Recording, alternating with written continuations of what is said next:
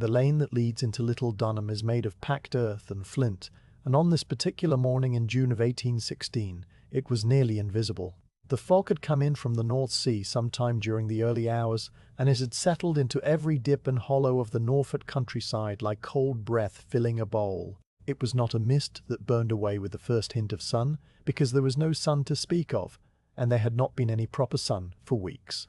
The sky above the fog was a solid lid of grey cloud, the kind of cloud that hangs so low and so heavy you feel you might reach up and touch its wet underside if you stood on the highest point of the church tower. In the village itself, the fog muted everything it touched. The outline of the flint church wall at the top of the rise was softened until it became a mere suggestion of a wall, a darker grey shape against the grey air.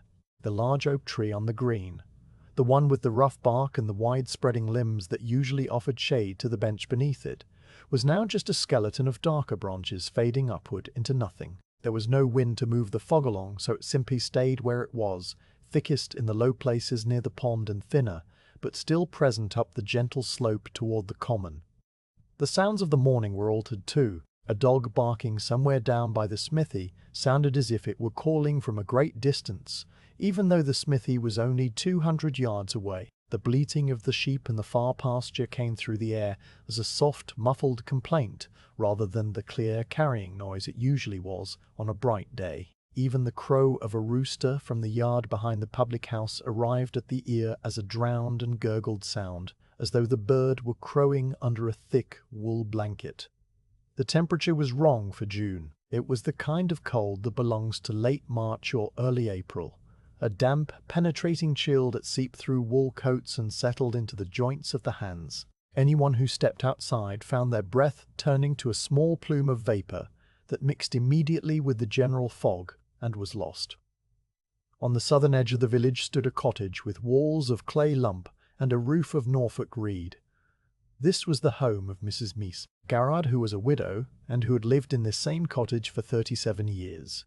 The cottage was small, with 2 rooms downstairs and 2 rooms upstairs, and a narrow staircase that creaked in a particular way on the 3rd step from the bottom. The windows were small and set deep into the thick walls, and the glass in them was old and slightly wavy, so that looking through them made the outside world appear as if it were under water. The front door was made of heavy oak planks painted a faded green, and it opened directly onto the lane, with only a narrow strip of garden between the doorstone and the rutted cart track.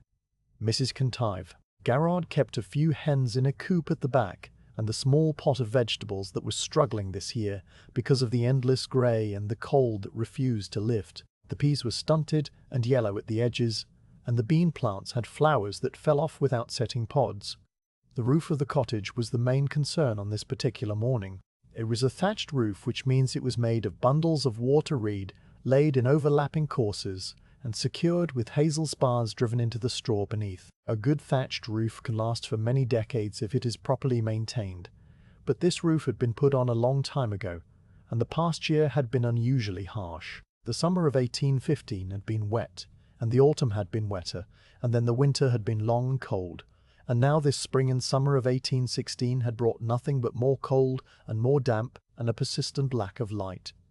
The outer layer of the thatch on Mrs. Garrard's cottage had begun to rot. It had turned from a golden brown to a slick, blackish green in the patches where the water pooled and the moss had taken hold. In one place near the western chimney, the thatch had sagged inward, creating a shallow depression where the rainwater collected before it could run off, and this had caused a slow leak that stained the plaster of the bedroom ceiling a tea-brown color. Mrs. Pance Garrard had noticed the damp spot on the ceiling in late May, and she had sent word to the Thatcher, who lived in the next village over, a man named Edmund Parr. Edmund was known for his quiet manner and his careful work and his habit of taking his time over every bundle of reed and every driven spar. He was not a young man, but he was not old either. He was somewhere in the middle of his life, with strong hands that were calloused in particular patterns from years of gripping the legget and the shearing hook, and his hair was the color of dry sedge-grass. He had an apprentice named Thomas, who was a boy of perhaps 15 or 16, a thin lad with large knuckles and the quiet way of watching everything that Edmund did. The two of them had agreed to come to Little Dunham on the first dry day, but the dry days had been so few and so far between that Edmund had finally decided to come on a day that was merely less wet than the others. And so on this morning, with the fog pressing in on all sides, they walked the 3 miles from their own village, pulling a small handcart behind them. The cart was loaded with the tools of the trade. There were bundles of new water reed cut from the Broads the previous winter, and stored in a dry barn where they had waited for this moment. There was a bundle of hazel rods for making spars on site. There was a legget, which was a flat paddle-shaped piece of wood, with a crosshatch pattern carved into its face for gripping the reed and dressing it into place. There was a shearing hook with a curved blade and a short handle for trimming the edges of the thatch once it was laid. There was a wooden mallet and a coil of tarred twine and a small canvas bag containing a whetstone and a lump of chalk for marking lines. The cart wheels were wooden, with iron rims, and they made a low grinding sound as they turned through the wet earth of the lane. Thomas was pulling the cart while Edmund walked a few paces ahead with his hands clasped behind his back and his eyes fixed on the grey shape of the village as it slowly materialized out of the fog. They passed the first cottage on the edge of the village without seeing anyone. The windows were dark and the door was shut, and a thin stream of smoke rose from the chimney. But the smoke seemed to have difficulty rising in the heavy air, and it spread out sideways before dissolving into the fog. They passed the smithy where a dim orange glow was visible through the open doorway, and they heard the slow ringing sound of a hammer on iron, but the sound was muffled and soft. A man leading a cart horse in the opposite direction appeared as a dark silhouette that grew slightly more distinct and then faded again behind them. No words were exchanged. The horse's hooves made a sucking sound in the mud. The fog deadened everything. When they reached Mrs. Garrard's cottage, they stopped the cart and stood for a moment looking at the roof. Edmund tilted his head back and let his eyes travel slowly from the eastern gable to the western chimney and then back again. He noted the sagging patch near the chimney and the dark stain of rot spreading outward from the eave on the north side where the sun never reached even in a good summer. Thomas stood beside the cart with his hands in his pockets and his shoulders hunched against the cold. He was looking at the roof too, but he was also looking at Edmund to see what Edmund was looking at. The fog drifted between them and the cottage, and for a moment the building seemed to float unattached to the ground. Edmund took a step forward and then another, and then he walked around to the back of the cottage, where the garden and the hen coop were. He studied the roof from that angle. He noted the way the old thatch was wearing thin above the back door, where the rain slanted in from the northeast. He noted a place where a bird had pulled out a tuft of reed for nesting material.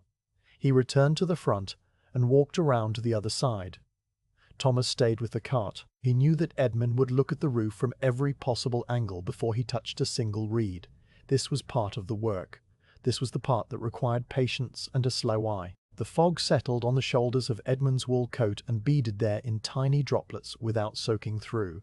After a long time, Mrs. Garrard opened the front door. She was a small woman with white hair pulled back under a linen cap, and she wore a wool shawl wrapped tightly around her shoulders. She looked at Edmund, and then at the cart, and then up at her roof. She did not say anything. She simply nodded once, and stepped back inside, leaving the door slightly ajar. This was the signal that they were welcome to begin whenever they were ready, and that there would be a kettle on the fire when they needed it. Edmund nodded back, though she had already disappeared into the dim interior of the cottage. He walked to the cart and laid his hand on one of the bundles of reed. The reed was cold and slightly damp to the touch from the journey through the fog. It smelled of the marsh where it had grown, a smell of mud and stagnant water, and the clean green scent of the living plant that was still faintly present even after a winter of drying. Thomas waited for instructions. Edmund lifted the first bundle of reed from the cart and carried it to the base of the cottage wall, where he laid it down gently on a patch of weedy grass. He went back for another bundle, and then another. Thomas began to do the same.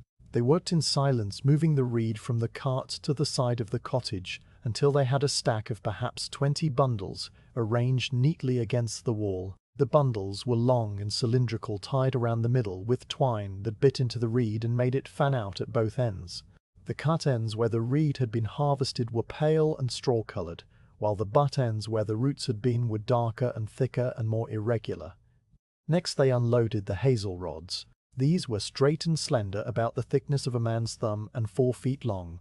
They were the raw material for the spars that would hold the new thatch in place. Edmund would split them and shape them later as the work progressed. Thomas carried the rods to the lean, to shed that was attached to the back of the cottage, a small structure with a dirt floor and a sloping roof that was in even worse condition than the main roof. The shed was dark inside and smelled of old wood and damp earth and the faint sharp scent of mouse droppings. Thomas laid the rods on the ground in a neat pile, and then he stood in the doorway of the shed, looking out at the fog and at Edmund, who was now lifting the long wooden ladder from the cart. The ladder was heavy. It was made of 2 long poles of pine with rungs set into notches, and it was tall enough to reach the eaves of the cottage.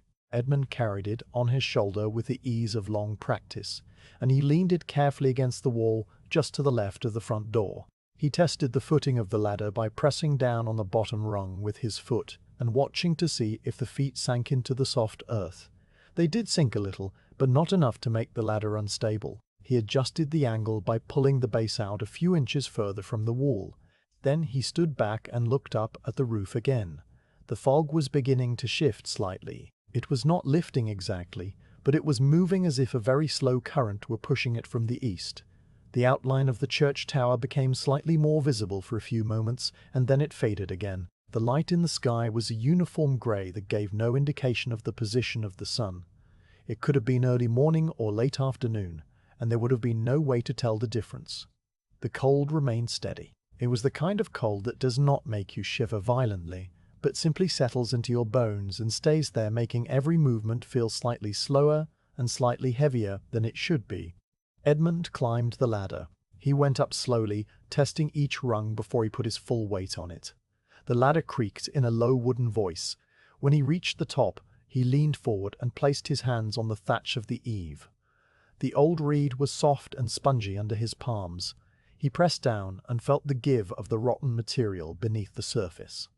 He pulled out a small handful of the blackened reed and examined it closely. It came apart in his fingers with very little resistance, crumbling into dark fragments that fell away and disappeared into the fog below. He let the pieces fall. He looked along the line of the eave toward the western gable and then toward the eastern end. His face was calm and unreadable. He was not frowning with concern, nor was he smiling with satisfaction. He was simply looking and thinking and calculating how much of the old thatch would need to be stripped away before the new could be laid. Thomas remained on the ground. He had taken a small billhook from the cart and was turning it over in his hands, feeling the weight of it and the smoothness of the worn wooden handle. He looked up at Edmund on the ladder, and then down at the billhook, and then out at the lane where the fog was moving slowly past like a procession of silent grey figures. There was no sound except for the faint dripping of condensed moisture falling from the eaves of the cottage and the distant muffled crow of a rooster that had lost all sense of time because the light never changed. Edmund climbed down from the ladder. He walked to the stack of reed bundles and placed his hand on the topmost one again, as if to reassure himself that it was still there. Then he walked over to Thomas and spoke for the first time since they had left their own village. His voice was low and quiet, and it seemed to be absorbed by the fog as soon as it left his mouth.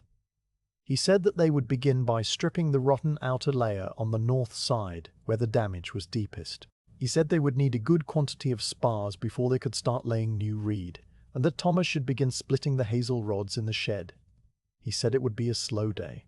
Thomas nodded and turned toward the shed. Edmund picked up the legget and a wooden rake that had been tied to the side of the cart, and he climbed back onto the ladder. The morning in Little Dunham continued in this way. The fog pressed close and the cold seeped into everything, and the 2 figures on and around the cottage moved with the slow, deliberate rhythm of work that has no need of haste. The year without a summer had brought the world to a kind of pause. There was no bird song in the hedgerows because the birds were silent and hidden away, conserving their warmth. There was no breeze to stir the leaves of the oak tree on the green. There was only the grey weight of the sky and the soft sound of the rake pulling loose reed from the old roof, and the occasional muffled tap of a mallet from somewhere far off in the village. The cottage waited patiently under its burden of damp and age, while the feet-share and his apprentice began the long, quiet task of making it whole again. The morning had not improved. The fog that had rolled in from the North Sea during the early hours remained pressed against the earth like a second, heavier sky, and the light that filtered through it was the color of old pewter. You could feel the weight of it on your shoulders, a dampness that seeped through wool and linen alike, settling into the joints of the fingers and the small of the back. Edmund stood with his boots planted in the wet grass of the garden path, his head tilted back, looking up at the sagging line of the roof. He did not speak for a long while. There was no hurry in him, no sense that the day demanded a swift decision or a sudden burst of activity. The cold June air, which smelled of wet soil and the faint salt tang carried inland from the distant marshes, simply hung there, and he stood within it, observing. The cottage belonged to Mrs. Berthing, Gerard, a widow whose husband had been a farm labourer and whose son had gone to sea and not returned. The building itself was old, made of flint and brick in that patchwork way common to Norfolk, with walls thick enough to keep out the worst of the winter winds, but not quite thick enough to keep out the persistent damp of a summer that refused to arrive.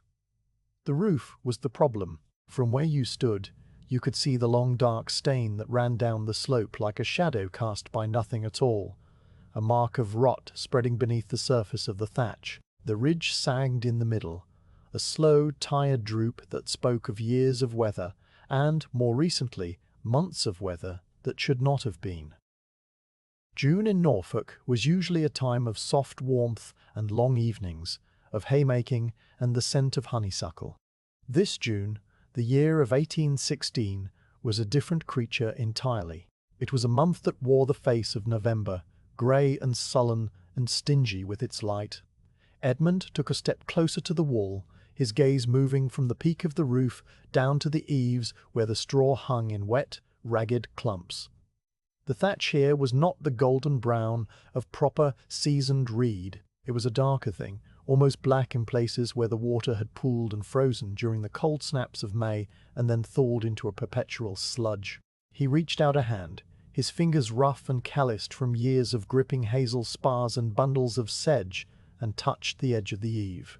The straw gave under his fingertips with a soft, unpleasant squelch, releasing a smell that was part earth, part mould, and part the slow decay of vegetable matter returning to the soil from which it had been cut. He withdrew his hand and wiped his fingers absently on the coarse wool of his coat, leaving a dark smear.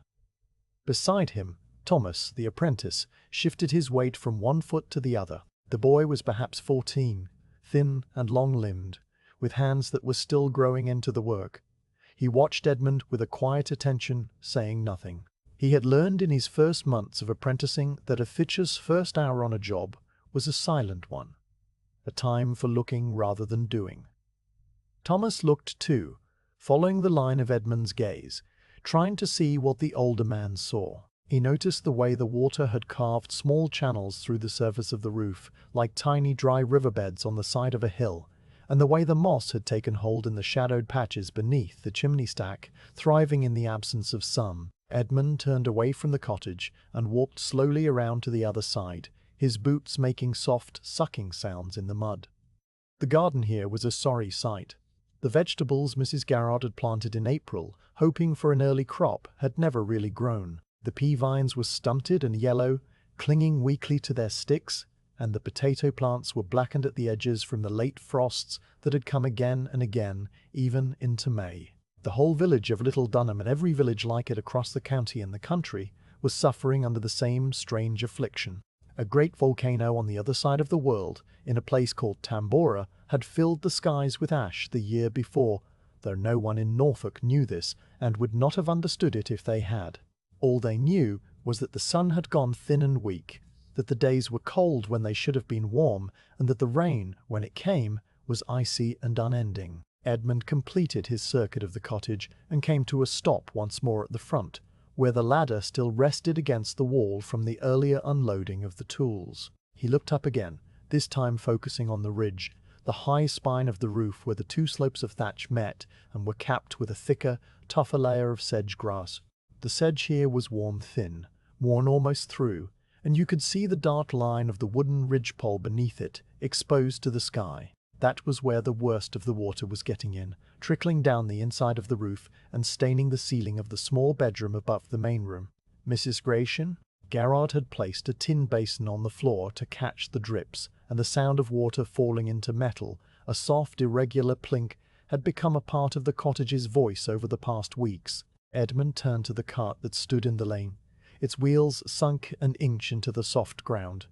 On the cart, tied down with lengths of tarred rope, were the bundles of Norfolk reed they had brought with them from the yard. This was not the straw of wheat or barley, the kind used for patching and for the cheaper roofs of outbuildings. This was water reed, phragmites or stralis, cut from the great marshes of the Norfolk Broads during the winter, when the stems were hard and dry and golden. A good bundle of water reed, properly cut and stored, could last on a roof for 50 years or more, shedding the rain and weathering the wind with a quiet, stubborn patience. The reed on the cart was from a cutting 2 winters past, and it had been kept in a stack under a tarpaulin, waiting for a job like this one. Edmund walked over to the cart and placed his hand flat on the top of the nearest bundle. The reed was cold and slightly damp to the touch from the journey through the morning mist, but beneath the surface dampness, you could feel the firm, hollow strength of the individual stems, packed tight together. He untied the rope at one corner and pulled free a single reed. He held it up to the grey light, turning it slowly between his thumb and forefinger. It was a good piece, straight and unbroken, with the pale, papery sheath still clinging to the lower nodes, and the dark, almost purple banding at the joints.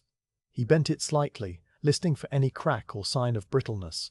It flexed smoothly, returning to its straightness when he released it. He nodded once, a small, almost imperceptible movement of his chin, and tucked the reed back into the bundle. The weight of the Norfolk reed was a thing you learned to respect. A single bundle, tied tight with tarred twine, could weigh as much as a small child, and carrying them up a ladder, one after another, hour after hour, was work that found every muscle in the back and shoulders and arms. Thomas knew this weight well. He had spent his first months as an apprentice doing little else but carrying bundles from the cart to the foot of the ladder, his young spine curving under the load, his breath coming in short, controlled puffs. The reed was dense, far denser than the wheat straw they sometimes used for patching. Water reed was heavy with its own structure, each hollow stem a tiny rigid tube designed by nature to stand upright in the marsh water, resisting the wind and the current. When you packed thousands of these tubes together and bound them tight, you created a material that was at once light enough to lift and dense enough to shed the heaviest rain, if it was laid correctly. Edmund turned back to the roof, his mind already tracing the lines of the work to come.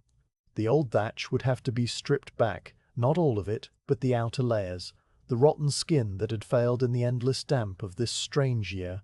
Beneath that skin there might be older layers, still sound, reed that had been laid 10 or 20 years ago and had hardened into a solid, weatherproof shell. A thatcher's job was as much about preservation as it was about replacement, knowing what to take away and what to leave in place. He walked to the ladder and began to climb, his movements slow and deliberate, each foot finding the rung with the certainty of long practice. The ladder creaked softly under his weight, a sound that was familiar and unremarkable, like the creak of a floorboard in an old house.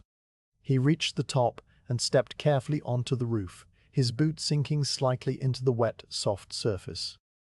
From up here, the world looked different. The grey fields of Little Dunham spread out around him, flat and featureless, cut into uneven rectangles by the darker lines of hedgerows and the glint of water standing in the low places. The village itself was a small cluster of rooftops and chimney stacks, half hidden by the skeletal shapes of elm trees that had not yet fully leafed, their buds stunted by the cold. Beyond the village, you could just make out the pale, blurred line where the land met the sky, a horizon that seemed closer than it should have been, pressed down by the weight of the clouds. A few sheep moved slowly in a nearby pasture, their wool dark with damp, their heads lowered to the sparse, cold grass. Edmund crouched down, his knees protesting slightly, and ran his hand over the surface of the thatch. He pushed his fingers into the straw, feeling the layers. The top inch or so was soft and pulpy, almost like wet paper, the individual stems having lost all their structure and strength.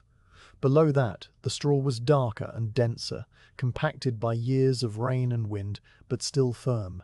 He dug deeper, his fingers encountering a cooler, drier layer where the thatch had been protected by the thickness above it. This was the old roof, the work of a thatcher who had probably been dead for a decade or more, and it was still holding. The problem was the surface, and the problem was the ridge. The rest of the roof, the broad slopes that faced the weather, was tired but not defeated. He stood up again, his eyes scanning the line where the thatch met the brick of the chimney stack. This was always a weak point, a place where water could find its way in if the flashing, usually made of a mortar of lime and sand mixed with horsehair, had cracked or crumbled. He could see a dark stain on the bricks, a sign that water had been tracking down the side of the chimney and seeping into the roof space. He would need to check the flashing, to rake out the old mortar and mix a new batch, working the horsehair into the lime putty until it was tough and fibrous. That was a job for later, for the middle of the day when the light, such as it was at its strongest. The wind, which had been a barely perceptible movement of air all morning, shifted slightly and began to come from the north, bringing with it a sharper edge of cold. Edmund felt it on his cheek, a reminder that this was June in name only, that the seasons had forgotten their proper order. He looked up at the sky, a vast, undifferentiated expanse of grey that gave no hint of the sun's position. There was no break in the clouds, no patch of lighter grey to suggest that the day might ever brighten. It was a sky that promised nothing but more of the same. A quiet, persistent, cold dampness that settled into the bones and stayed there. He climbed down from the roof, his movements as careful and unhurried as they had been on the way up. When his boots touched the solid ground again, he turned to Thomas, who had been waiting patiently by the cart.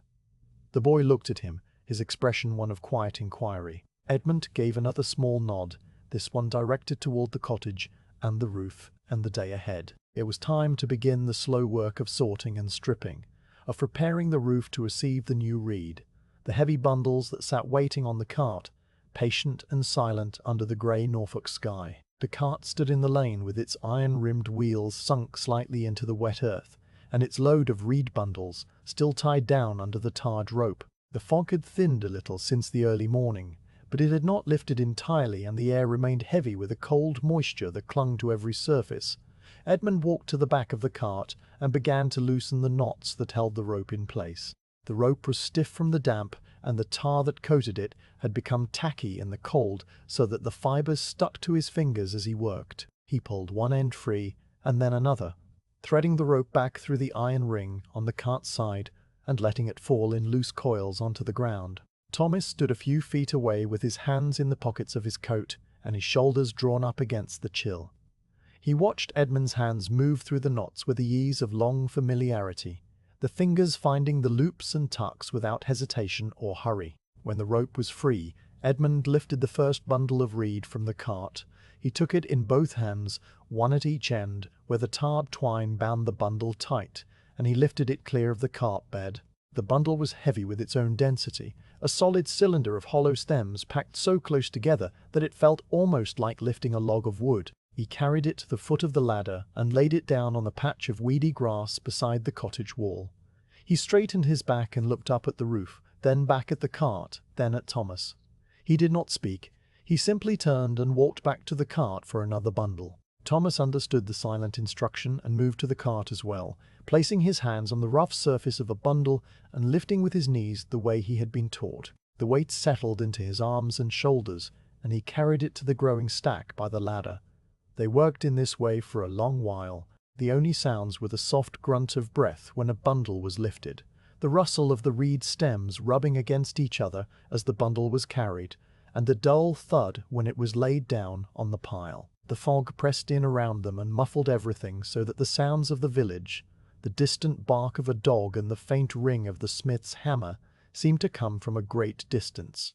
The world had contracted to the small space between the cart and the cottage wall, a space of perhaps 20 feet, and the two figures moved back and forth across it in a slow, steady rhythm. Thomas watched Edmund's back as the older man walked ahead of him. Edmund moved with a kind of deliberate economy, each step placed with care on the uneven ground, each bundle lifted and carried without wasted motion. His coat was made of heavy brown wool, and it was darkened across the shoulders by the damp of the fog. The collar was turned up against the cold, and his hat, a wide-brimmed felt hat of no particular shape, sat low on his head. Thomas tried to match his own pace to Edmund's, not too fast and not too slow, finding the rhythm that would allow him to work all day without burning out his strength before the afternoon. The bundles were heavy and the cold air made his lungs feel tight, but the work itself was simple. Lift, carry, set down, return. Lift, carry, set down, return. When they had moved all of the reed bundles from the cart to the stack beside the ladder, Edmund paused. He placed his hands on his lower back and stretched slightly, a small movement that spoke of the ache that settled into the spine after lifting heavy things. He looked at the stack they had made. There were perhaps 25 bundles in all, each one a compact cylinder of golden brown reed, tied with twine around the middle. The cut ends of the reed, where the stems had been harvested, were pale and even, while the butt ends were darker and rougher, with the remains of roots and mud still clinging to some of them. The stack was neat, each bundle laid parallel to the next, and it rose to about the height of Thomas's waist.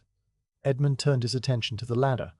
He grasped the sides of it and tested its footing once more by pressing down on the bottom rung with his foot. The feet of the ladder had sunk a little deeper into the soft ground, but the ladder itself remained steady. He looked up at the roof, then back at Thomas. He spoke for the first time since they had begun the unloading, his voice low and even. He said that they would now carry the bundles up to the roof one at a time and that Thomas would hand them up to him while he stood on the ladder. Thomas nodded and moved to the stack of bundles. Edmund climbed the ladder first. He went up slowly, one rung at a time, his boots finding each wooden step with a soft, solid sound. When he reached a point just below the eave, he stopped and turned to face outward, his back to the thatch. He braced his feet on the rungs and held the sides of the ladder with his hands. From this position he could look down at Thomas, and at the stack of bundles, and at the lane beyond. The fog was thinner up here, or perhaps it was simply that he could see further, the grey fields spreading out toward the coast where the North Sea lay hidden behind the low hills. He could not see the sea, but he could feel its presence in the salt tang of the air and the particular quality of the light, which was the light of a coastal sky, even when that sky was hidden by cloud. Thomas lifted the first bundle from the stack. He carried it to the base of the ladder and then, holding it vertically with one hand around its middle, he began to climb. This was harder than carrying the bundle on level ground. The ladder rungs were narrow and his boots were muddy and the bundle threw off his balance slightly so that he had to move with extra care. He climbed until he was a few rungs below Edmund, and then he stopped. He lifted the bundle with both hands, raising it up toward Edmund's waiting hands. The bundle was heavy and his arms trembled a little with the effort of holding it at that angle. Edmund reached down and took the bundle, his hands closing around it just above Thomas's grip. He lifted it clear and held it against his chest, then turned and laid it carefully on the roof above the eave, pushing it into place so that it would not roll back down. Thomas descended the ladder and went back to the stack for another bundle. The process repeated itself: climb, lift, hand over, descend, return. Each bundle made the same soft hissing sound as the reed stems slid against each other when it was lifted. Each bundle settled onto the roof with the same dull, heavy sound, a sound that was not quite a thud, but something softer, the sound of a dense weight coming to rest on a yielding surface. The fog drifted past the ladder in slow, silent curtains, and the cold seeped through Thomas's coat and into his arms and legs. He did not mind the cold exactly. It was simply there, a condition of the day, like the grey light and the quiet. After perhaps 10 bundles had been passed up to the roof, Edmund climbed the rest of the way and stepped onto the thatch. He stood on the slope, his boots sinking in, and began to arrange the bundles in a row along the ridge. He wanted them close at hand when the time came to begin laying the new reed, but for now they would sit here, waiting under the grey sky. The roof was steep enough that he had to lean forward slightly to keep his balance. His body angled into the slope. He moved from bundle to bundle, adjusting their positions so that they lay parallel and even, their cut ends all facing the same direction. The fog wrapped around him, and for a moment he was only a dark shape against the grey, a figure half lost in the mist. When all the bundles had been brought up, Thomas remained on the ground. He stood by the cart and looked up at Edmund, who was now crouched on the roof, examining the old thatch more closely. Thomas could see that Edmund had taken the legate from the cart and was holding it in one hand. The legate was a flat piece of wood, about the size of a small breadboard, with a handle at one end and a cross-hatched pattern carved into its face. It was a tool for dressing the reed, for pushing the stems into place and making the surface of the thatch smooth and even. Edmund held it loosely, not using it yet, simply having it there in his hand, as he looked at the roof. The next task was the sorting. Not all of the old thatch would be stripped away. Some of it, the deeper layers, was still sound. The outer layer, the part that had rotted and blackened in the endless damp, would have to be pulled off and discarded. But beneath that was a layer of older reed that had hardened and weathered into a solid, protective shell. Edmund began to pull at the rotten thatch with his hands, gripping the wet, blackened stems and tugging them free. They came away easily, too easily, crumbling in his fingers and releasing a smell of damp earth and decay. He worked slowly, methodically, pulling away the loose material and tossing it down to the ground below. The rotten reed fell in dark clumps onto the grass, where it lay in a ragged pile. Thomas watched the rotten reed fall. He watched the way it tumbled through the grey air, end over end, and landed with a soft, wet sound. He watched Edmund's hands moving across the roof, pulling and discarding, pulling and discarding. The work was repetitive and slow. There was no urgency in it, no sense that time was passing quickly. The minutes stretched out and became a kind of steady, uninterrupted flow, like the slow movement of the fog across the fields. After a while, Edmund paused and reached for the shearing hook that hung from a loop on his belt. The shearing hook was a curved blade with a short wooden handle, sharp on the inside edge of the curve. He used it to cut through the thicker patches of thatch where the old reed was still bound tight by the hazel spars that held it in place. He worked the blade under a layer of thatch and pulled upward, cutting through the stems with a soft, ripping sound. The cut ends of the reed were pale and clean where the blade had passed. He did this again and again, cutting away sections of the rotten outer layer and peeling them back like the skin of an old fruit. The exposed layer beneath was darker and denser, the color of strong tea, and it was firm to the touch. On the ground, Thomas had begun to gather the fallen thatch. He bent and scooped up armfuls of the wet, blackened reed and carried them to a spot at the back of the garden where they would be left to rot down into the soil. The reed was cold and slimy in his hands, and it left dark stains on his palms and on the sleeves of his coat. He did not mind this either. It was part of the work. He moved back and forth between the base of the ladder and the compost heap, his boots leaving deep prints in the soft earth of the garden path. The sound of the work was soft and continuous, the rip of the shearing hook through old reed, the wet plop of the discarded thatch hitting the ground, the rustle of Thomas's footsteps in the grass, the occasional creak of the ladder as Edmund shifted his weight. There was no other sound. The birds that usually filled the Norfolk hedgerows with their chatter and song were silent and hidden away. The cold had confused them, just as it had confused the plants and the farmers and everyone else who depended on the turning of the seasons. They huddled in the thickest parts of the hedges, their feathers fluffed against the chill, waiting for a warmth that did not come. The absence of birdsong was a strange thing, a hollow in the air that you noticed only when you stopped to listen. The world was quieter than it should have been, muted and still. Edmund worked his way along the eave, stripping the rotten thatch back to the sound layer beneath. He moved slowly, pausing often to look out across the fields toward the grey line of the coast. He could not see the sea from here, but he knew it was there, a few miles to the north and east, a vast grey plain of water that merged with the grey sky so that you could not tell where one ended and the other began. He thought about the sea sometimes while he worked. He thought about the fishing boats that went out from the small harbours along the coast, their sails grey with damp, their crews cold and silent. He thought about the tides and the way they rose and fell, regardless of the weather, regardless of the strange darkness that had settled over the world. The sea was a constant thing, a thing that did not care about the year without a summer. It simply was. He turned back to the roof and continued pulling away the rotten reed. The pile of discarded thatch on the ground grew slowly, a dark mound against the wet green of the grass. Thomas carried load after load to the back of the garden, his arms full of the cold, wet straw. The fog thickened and thinned, but it never cleared entirely. The light remained the same flat grey, giving no indication of the hour. It could have been mid-morning or mid-afternoon. There was no way to tell. At some point, Mrs. Ratequite's betholling reality Gerard opened the back door of the cottage and stepped out into the garden. She was wearing a wool shawl over her head and shoulders, and she carried a wooden bucket in one hand. She walked to the well at the far end of the garden, her footsteps slow and careful on the wet grass.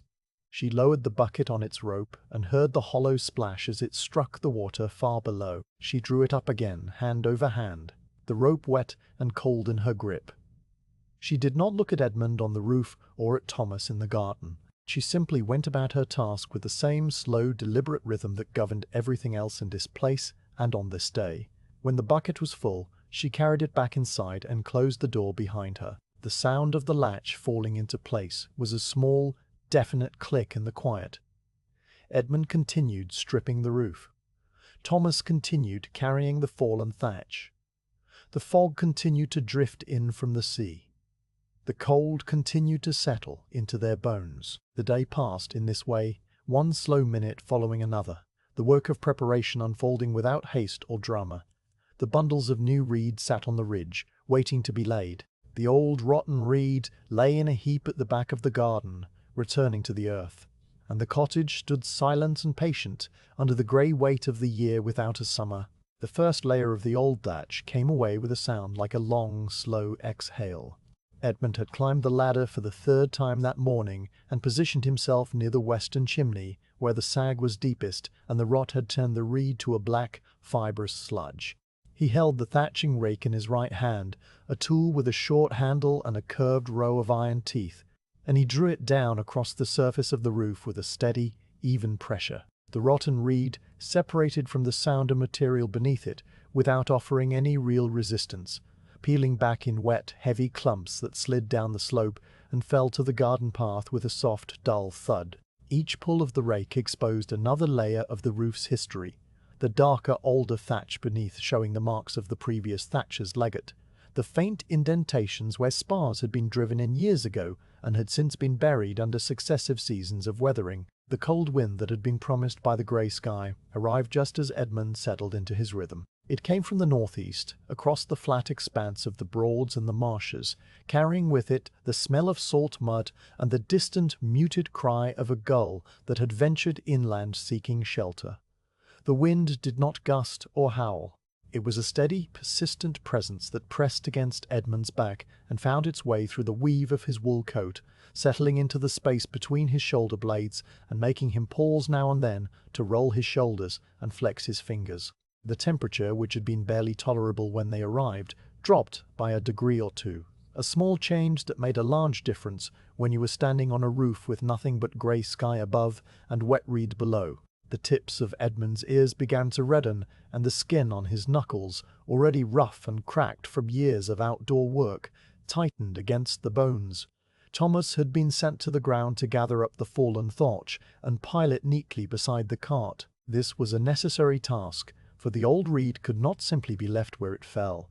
It would be carted away later and used for kindling or for bedding in the animal sheds, and so it had to be kept separate from the new bundles. He moved along the base of the wall with a wooden pitchfork, its tines worn smooth from use, and he lifted each dark sodden plump with a careful, unhurried motion.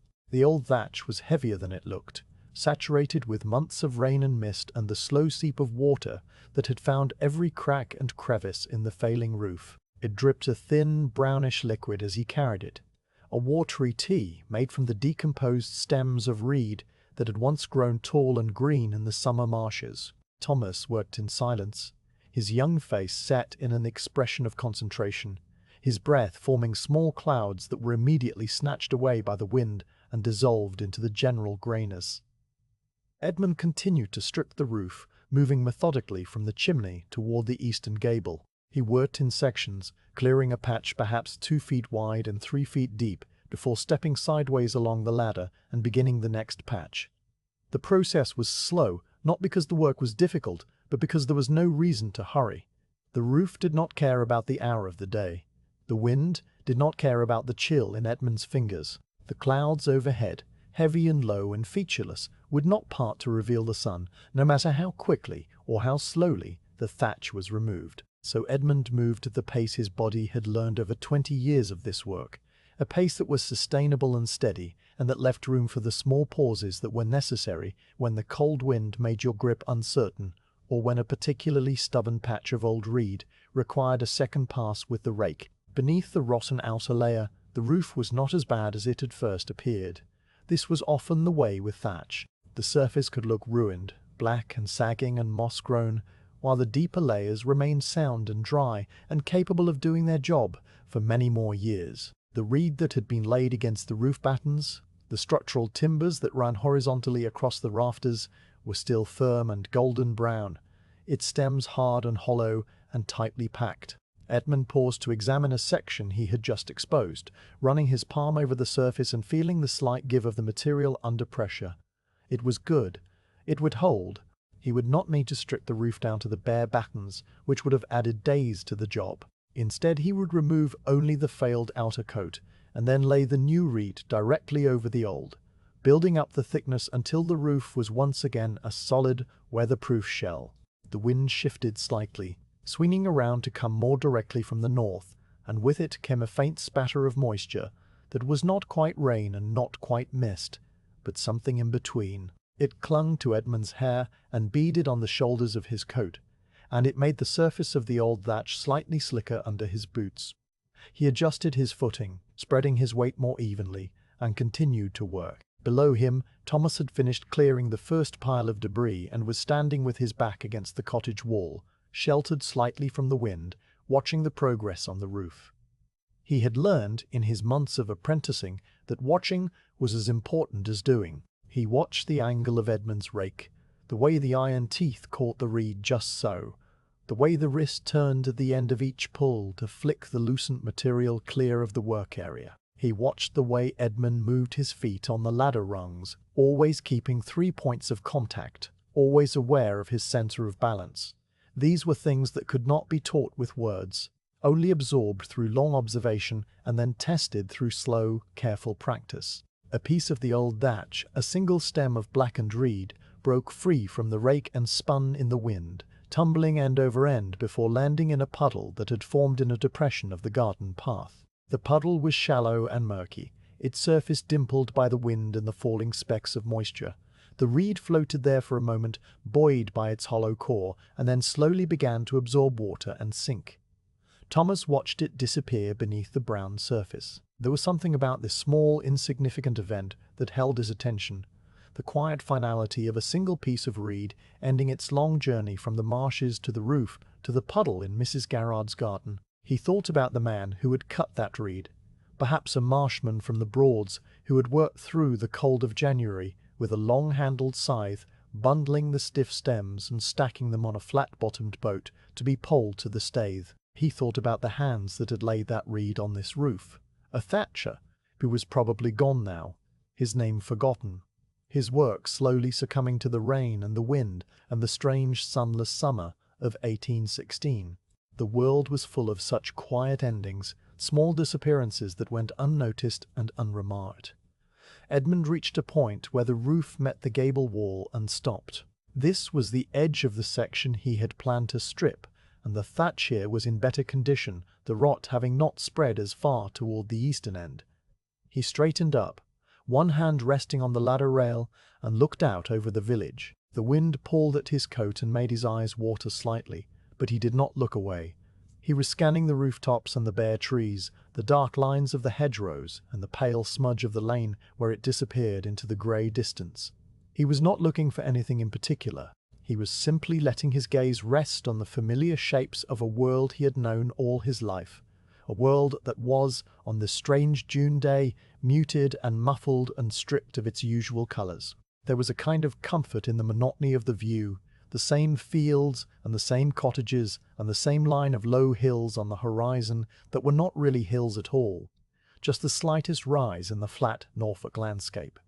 Nothing changed, nothing hurried. The sheep in the far pasture had moved perhaps 20 yards since he last looked.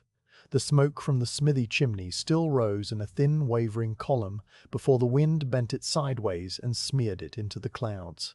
Everything was as it had been, and everything was as it would be. He lowered himself down the ladder, each rung accepting his weight with a soft creak of wood on wood. When he reached the ground, he set the rake against the wall and walked over to the cart where a small canvas bag held their midday provisions. The bag was old and stained and had been mended in several places with coarse thread. He opened it and took out a piece of bread and a lump of hard cheese wrapped in a square of linen cloth. The bread was dense and dark, made from rye flour and a little barley, and it had been baked 3 days ago, so it was beginning to stale at the edges. The cheese was pale yellow and crumbly, with a sharp, nutty taste that lingered on the tongue. He broke the bread into 2 pieces and handed one to Thomas, who had come over from his shelter against the wall. They stood together by the cart, eating in silence, their backs to the wind. The food was cold and the wind was colder, but the act of eating, the simple rhythm of chewing and swallowing, brought a small warmth to the body. Thomas finished his bread and cheese and wiped his hands on the front of his coat. He looked up at the roof, at the dark raw patch where the old thatch had been stripped away, and then at the stack of new reed bundles, waiting to be lifted and laid. He thought about the afternoon ahead, the hours of carrying and passing and watching, the slow accumulation of small actions that would eventually, by evening, result in a roof that was slightly closer to being whole again. He did not mind the slowness. In fact, he had come to appreciate it, the way the work stretched time out and made an hour feel like a morning and a morning feel like a day. When he had first begun apprenticing, he had been impatient, eager to learn everything at once, to prove himself capable, but Edmund had taught him without ever saying it directly that a roof was not built in a hurry. A roof was built in small increments, one bundle of reed and one driven spar at a time, and the only way to do it properly was to accept the pace that the materials demanded. Edmund finished his own bread and tucked the linen cloth back into the canvas bag. He stood for another minute or two, his eyes on the grey horizon, his hands tucked into the pockets of his coat. The wind continued to blow, steady and cold, and the sky continued to offer no promise of change. A few more specks of moisture drifted past, too sparse to be called rain, too persistent to be ignored. They settled on the bundles of new reed, darkening the pale gold of the cut ends, and they beaded on the iron rim of the cartwheel. The world was wet without being soaked, cold without being frozen, grey without being dark. It was a state of in-between, a limbo of weather that matched the limbo of the season. After a time, Edmund pulled his hands from his pockets and walked back to the ladder. He placed one foot on the bottom rung and then paused, looking over his shoulder at Thomas.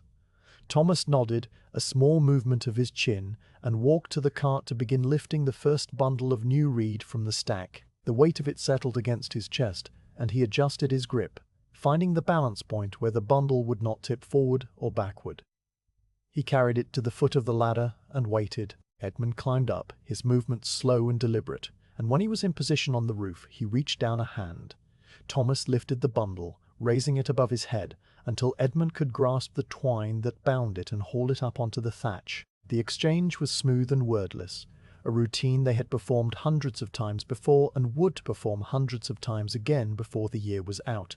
The bundle landed on the roof with a soft rustle of stems shifting against one another, and Edmund dragged it into position near the stripped patch. The first layer of new reed would be laid soon, but not yet. There was still more stripping to be done, more of the old, rotten thatch to be pulled away from the sound core beneath. The cold wind would continue to blow across the flat fields of Norfolk, and the grey clouds would continue to hang low and heavy, and the 2 figures on and around the cottage would continue their slow, patient work. The day stretched out ahead of them, long and quiet and without event, and that was exactly as it should be. The lean-to shed at the back of Mrs. Whirl, Garrard's cottage, was a small dark space with a dirt floor and walls made of rough planks that had warped and shrunk over the years, so that thin lines of grey light showed between them. The roof of the shed was covered with the same thatch as the cottage, though it was in even worse condition, with patches where the reed had worn so thin that the wooden battens were visible from inside. The shed smelled of old earth and dry rot, and the faint, sweet scent of the hazel rods that had been stacked against one wall. It was a smell that Thomas had come to associate with the quietest part of the work, the hours spent sitting on an upturned log with a billhook in one hand and a straight length of hazel in the other, making the spars that would hold the new thatch in place. Thomas had carried the bundle of hazel rods from the cart earlier in the morning, before the wind had picked up and before Edmund had climbed onto the roof to continue stripping the rotten reed. The rods were long and slender, cut from a coppice somewhere in the woodlands to the south, and they had been stored in a dry place so that the wood was still slightly green and flexible.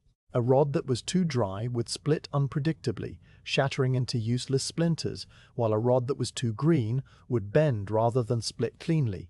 These rods were just right, harvested perhaps 6 months ago, their bark a smooth silvery brown, with small knots where branches had once grown. Thomas had laid them in a neat pile on the dirt floor, and now he sat on the log with the billhook in his hand and the first rod across his knee. The billhook was a tool with a heavy, curved blade and a short wooden handle, once smoothed by the grip of the Thatcher who had owned it before Edmund and the Thatcher before him. The blade was sharpened on one edge, the inside curve of the hook, and it had a small notch near the handle where the edge met the tang.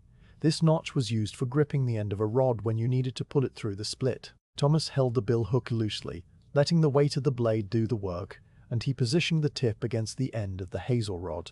He tapped the back of the blade with the palm of his other hand, a soft, controlled strike that drove the point into the wood just enough to start a split. The sound was a dull thwack, absorbed by the walls of the shed and the damp air outside. He tapped again, and the split lengthened, a thin, dark line running down the center of the rod. He worked the blade deeper, wiggling it slightly from side to side, and the two halves of the rod began to separate with a soft, fibrous tearing sound. This was the sound of the wood fibers parting along their natural grain, a sound that was neither loud nor harsh, but rather gentle and continuous, like the slow rip of heavy cloth. Thomas guided the split with his fingers, feeling the way the wood wanted to separate, following the line that the grain had laid down, when the rod was still a living branch on a hazel stool in the coppice. A good split ran straight and true from one end of the rod to the other, dividing it into two equal halves. A bad split wandered off to one side, following a knot or a twist in the grain, and left you with one thick piece and one thin sliver that was useless for spar making. This first rod split cleanly. The two halves fell apart in his hands, their inner faces pale and smooth, and slightly damp to the touch, smelling of fresh hazel sap. Thomas laid one half aside and took up the other. A spar was made from a half rod, split again into quarters, and then shaped into a V with a sharp point at each end. He positioned the billhook at the end of the half rod and started the second split, tapping the blade and working it down the length. The wood parted again, and now he had a quarter rod, a slender length of hazel about 2 feet long and as thick as his little finger. He held it up to the grey light that filtered through the gaps in the shed wall, checking for any hidden knots or cracks. It was good, straight and sound. The next step was to shape the spar. Thomas laid the quarter rod across the log and used the billhook to cut a long, shallow taper at each end, reducing the thickness until the tips were sharp enough to be driven into the thatch. He worked slowly, shaving away thin curls of wood that fell onto the dirt floor and joined the growing pile of shavings at his feet. The curls were pale and translucent, coiled like tiny springs, and they released the sweet green scent of hazel into the close air of the shed. Thomas paused now and then to test the point with his thumb, feeling for the right degree of sharpness. Too sharp and the point would break off when driven. Too blunt and it would not penetrate the dense layers of reed. There was a middle point, a balance between strength and sharpness that came only with practice. When both ends were tapered, Thomas bent the spar in the middle, folding it into a V shape. The wood flexed easily, still green enough to bend without cracking, and the two arms of the V sprang apart slightly when he released the pressure. This spring was what made a hazel spar work. When driven into the thatch, the arms would press outward against the reed, locking the spar in place and holding the new layer tight against the old. Thomas set the finished spar on a growing pile beside the log and reached for another rod. Outside the shed, the wind continued to blow from the northeast, a steady, cold presence that found every gap in the plank walls and sent small draughts across the dirt floor. The draught stirred the wood shavings and made them rustle softly, a sound like dry leaves skittering over stone. Thomas could hear faintly the sounds of Edmund working on the roof above him, the scrape of the thatching rake pulling away rotten reed, the occasional thud of a heavy clump falling to the garden path. These sounds were muffled by the shed walls and the layers of thatch between them, so that they arrived at Thomas's ears as distant, almost underwater noises, removed from the immediate world of the shed. The shed was its own small universe, dim and quiet and smelling of wood and earth, and the work inside it was its own slow rhythm, separate from the work on the roof. Thomas split another rod. The billhook bit into the end. The split ran clean, the two halves fell apart. He split a half rod into quarters, then another. The pile of finished spars grew slowly, one V-shaped piece of hazel at a time. There is a particular satisfaction in this work, a quiet pleasure that came from making something simple and useful with your own hands.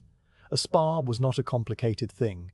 It had no moving parts, no decoration, no purpose other than to be driven into a roof and forgotten. But a roof needed hundreds of spars, and each one had to be made with care, because a spar that failed would let the reed loosen, and the wind get in, and the rain find its way down to the bedroom ceiling. The whole roof depended on these small, sharp sticks of hazel hidden beneath the surface where no one would ever see them. The light in the shed changed very slightly as the morning wore on. It was impossible to track the passage of time by the quality of the light, because the sky outside was a uniform grey that never brightened or dimmed. But there were other signs. The cold deepened a little, settling into the corners of the shed and making Thomas's fingers stiffen around the handle of the billhook. He paused now and then to blow on his hands or to tuck them into his armpits for a moment, warming them against his body before returning to the work. His breath formed small clouds in the still air of the shed, visible for a second or two before fading. The damp from the dirt floor seeped up through the soles of his boots, a slow, persistent cold that he had learned to ignore. He thought, as he worked, about the hazel coppice where these rods had come from. He had never been there himself, but he could picture it from Edmund's descriptions, a patch of woodland on a slight rise of ground, with old hazel stools that had been cut and regrown for generations. The stools were wide and gnarled at the base, sending up straight new shoots each year that were harvested in the winter when the sap was down.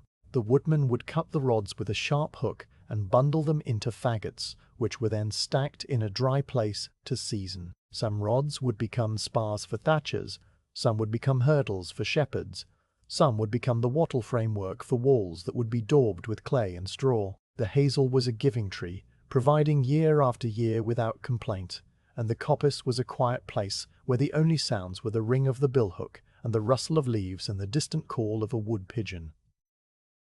Thomas finished another spar and added it to the pile. He had made perhaps 30 now, enough for a small section of the roof, but not nearly enough for the whole job. The new thatch would require hundreds of spars, driven in rows at precise intervals, and Thomas would spend many hours in this shed over the coming days, splitting and shaping and bending. He did not mind. The shed was a refuge from the wind and the damp, a place where the work was simple and the demands were small. He could let his mind wander as his hands performed the familiar motions, thinking of nothing in particular or of everything at once, the way the mind does when the body is occupied with a repetitive task. He thought about his home village, a small place much like Little Dunham, with a church and a green and a cluster of cottages around a muddy lane. He thought about his mother, who had been a widow for as long as he could remember, and who had sent him to apprentice with Edmund when he was 12 years old. She had said that a trade was a good thing, a thing that would keep him fed and housed when she was gone, and she had been right. The work was hard and the pay was small, but there was always work for a thatcher in Norfolk, where the reed grew thick in the marshes and the cottages needed new roofs every few decades. Thomas did not think much about the future, about what he would do when his apprenticeship was over and he was a journeyman thatcher in his own right. The future was too large and too vague to hold in his mind for long. It was easier to think about the present, about the rod in his hands and the blade in his grip, and the slow accumulation of finished spars on the dirt floor. The sound of Edmund's footsteps crossed the roof above him, a soft muffled tread that moved from the chimney end toward the gable and then back again. Thomas paused in his work and listened. tracking the movement by sound alone. He could tell where Edmund was by the creak of the rafters and the faint rustle of reed under his boots. The footsteps stopped, and there was a long silence, and then they resumed, slower this time, as if Edmund were examining something closely. Thomas returned to his splitting, the billhook biting into the end of another rod with a soft thok. A thin curl of wood shaving fell onto his knee and clung there, pale against the dark wool of his trousers.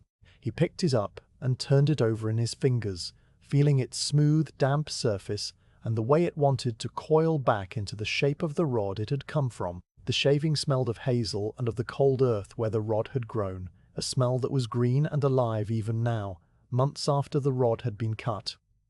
He let it fall to the pile at his feet and picked up the billhook again.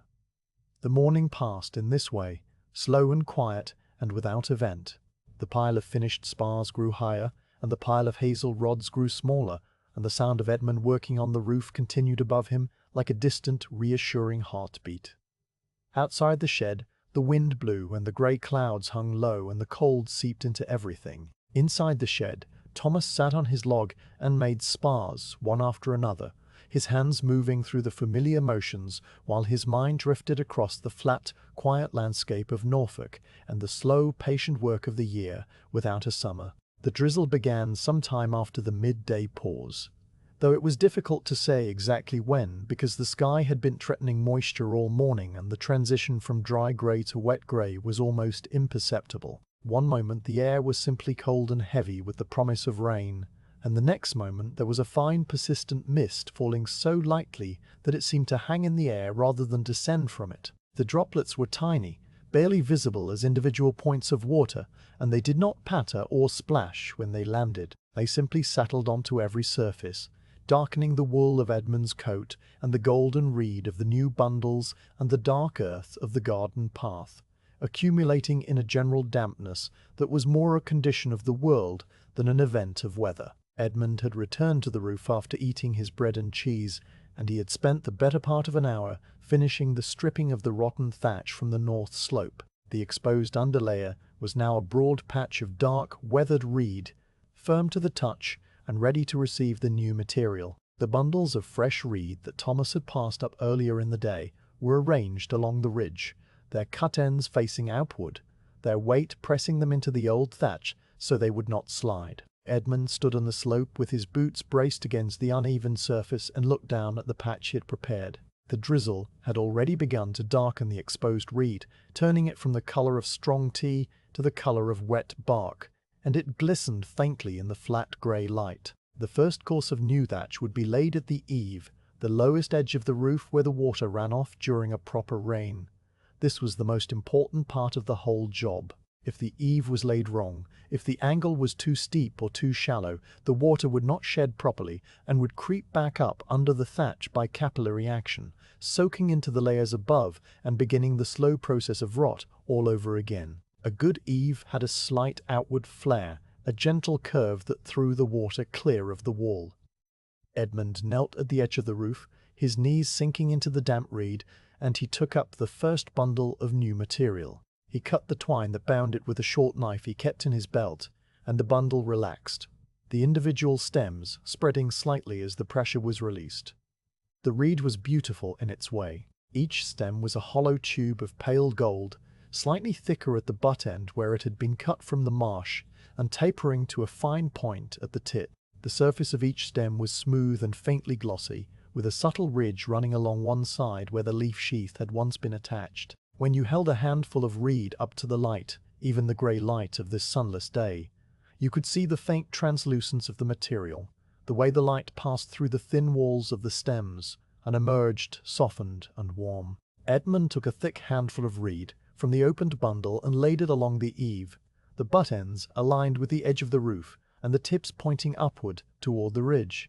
He pressed the reed down with his palm, feeling it settle into the old vatch beneath, and then he took up the legate. The legate was the tool that gave a thatched roof its smooth, even surface. It was a flat piece of wood, about the size of a small breadboard, with a handle at one end and a cross-hatch pattern carved into its face.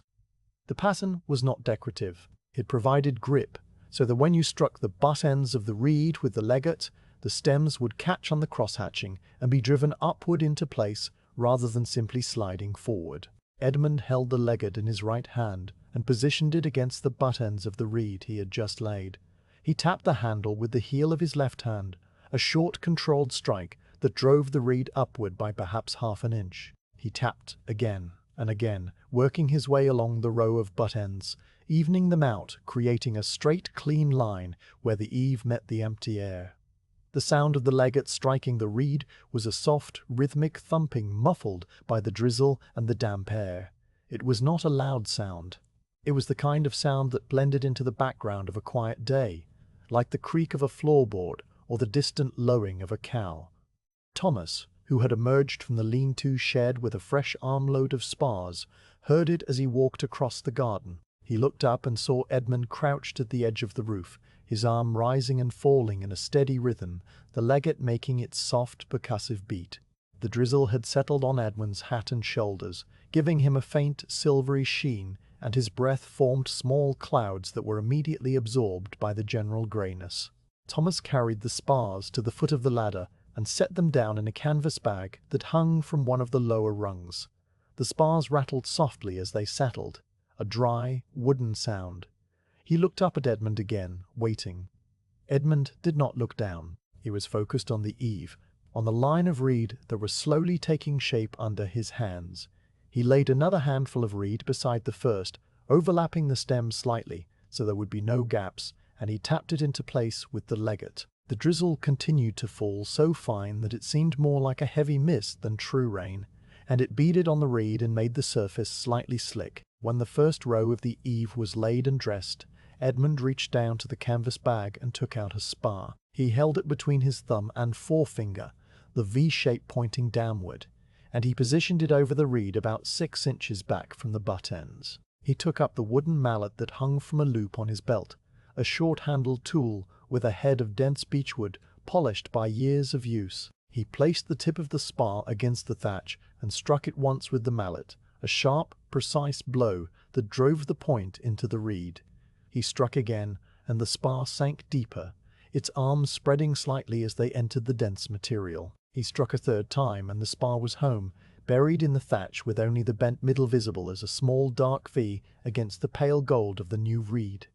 This was the work of laying a course. A handful of reed laid along the eave, tapped into place with the legget, secured with a spar driven by the mallet. Another handful laid beside it, overlapping the first, tapped and sparred. The rhythm was slow and steady, each action following the last in a sequence that had been the same for centuries. The drizzle softened the sounds, muffling the tap of the mallet and the thump of the legget, and it made the reed slightly more pliable, easier to work with. Edmund moved along the eave from west to east, laying reed and driving spars, his body hunched against the damp, his hands moving with the certainty of long practice. Thomas had climbed the ladder and was now standing on the roof a few feet above Edmund, watching. He had learned that the best way to learn was to watch closely and then to do slowly, and he watched the way Edmund held the legget, the angle of the mallet strike, the spacing of the spars. The spars were driven in rows, each row about 6 inches above the last, and each spar was offset from the one below it so that the pattern, if you could see it beneath the surface, was a kind of staggered grid. This pattern distributed the holding force evenly across the roof, so that no single spar carried too much load and no section of thatch could lift in a strong wind. It was a simple system, but it required attention and care, and Edmund gave it both. The drizzle intensified slightly, the droplets growing from a fine mist to a light, steady fall that made a soft hissing sound as it struck the reed. Edmund paused and looked up at the sky, which was the same uniform grey it had been all day, showing no sign of clearing and no sign of worsening. It was simply a sky that was raining very lightly and would continue to rain very lightly and would continue to rain very lightly for the foreseeable future. He wiped a hand across his forehead, smearing the moisture that had collected there, and then he returned to the work. The rain would not stop him. A Thatcher worked in all weathers except the very worst, and this was not the very worst. This was just a damp June day in a damp June that had forgotten how to be summer. He laid another handful of reed. He tapped it with the legget. He drove a spar. The eave grew slowly, a band of fresh, pale gold spreading along the lower edge of the dark, weathered roof. The contrast was striking, even in the grey light, the new reed bright and clean against the old. In time, the new reed would weather to the same dark brown and then to a silvery grey, and eventually it would be replaced by another Thatcher on another damp day many years from now. But for now, it was new and bright, and it smelled of the marshes. A clean, green smell that cut through the general dampness of the day. Thomas, still watching from his position higher on the roof, began to understand the rhythm of the work in a deeper way. It was not just the sequence of actions, the lay and tap and drive. It was the pace. Edmund did not hurry, but he did not pause unnecessarily either. He moved from one handful of reed to the next with a steady, unhurried flow, his body finding the natural cadence that allowed him to work for hours without exhaustion. The drizzle fell, the legate thumped, the mallet tapped, and the eave grew inch by inch across the width of the roof. There was a kind of peace in it, a quiet that was not silence, but a low, continuous murmur of small sounds and small motions that added up, over time, to something solid and lasting. After a while, Edmund reached the eastern end of the eave and stopped. He straightened up, one hand pressed to the small of his back, and looked along the line he had just laid.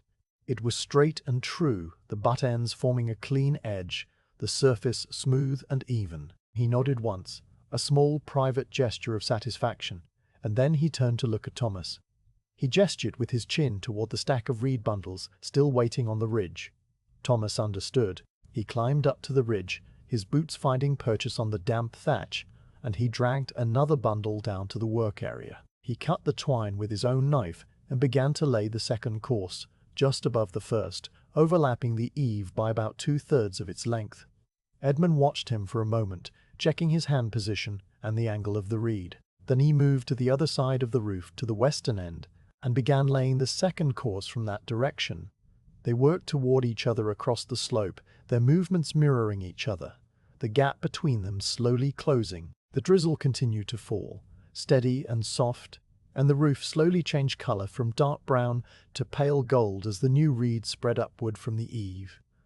The sound of the work was doubled now, 2 legates making their soft, percussive beat, 2 mallets tapping spars into place. The sounds overlapped and separated, creating a kind of accidental rhythm that was not quite music, but was not quite noise either. It was the sound of a roof being made, a sound that had been heard in Norfolk villages for as long as there had been reed in the marshes and cottages that needed shelter. The drizzle hissed softly against the thatch, and the wind, which had died down to a barely perceptible movement of air, stirred the damp wool of their coats and carried the clean smell of the new reed out across the grey fields.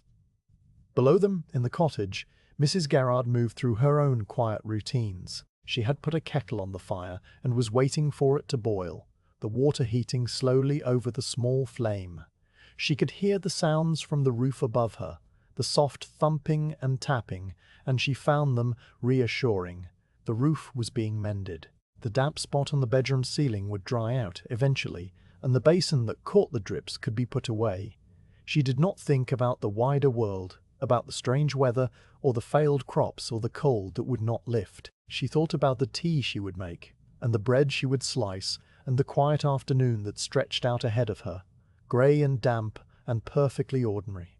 The second course was laid and sparred, and then the third. The new thatch climbed slowly up the slope, each course overlapping the one below it, the spars driven in their staggered rows, the surface dressed smooth with the legate.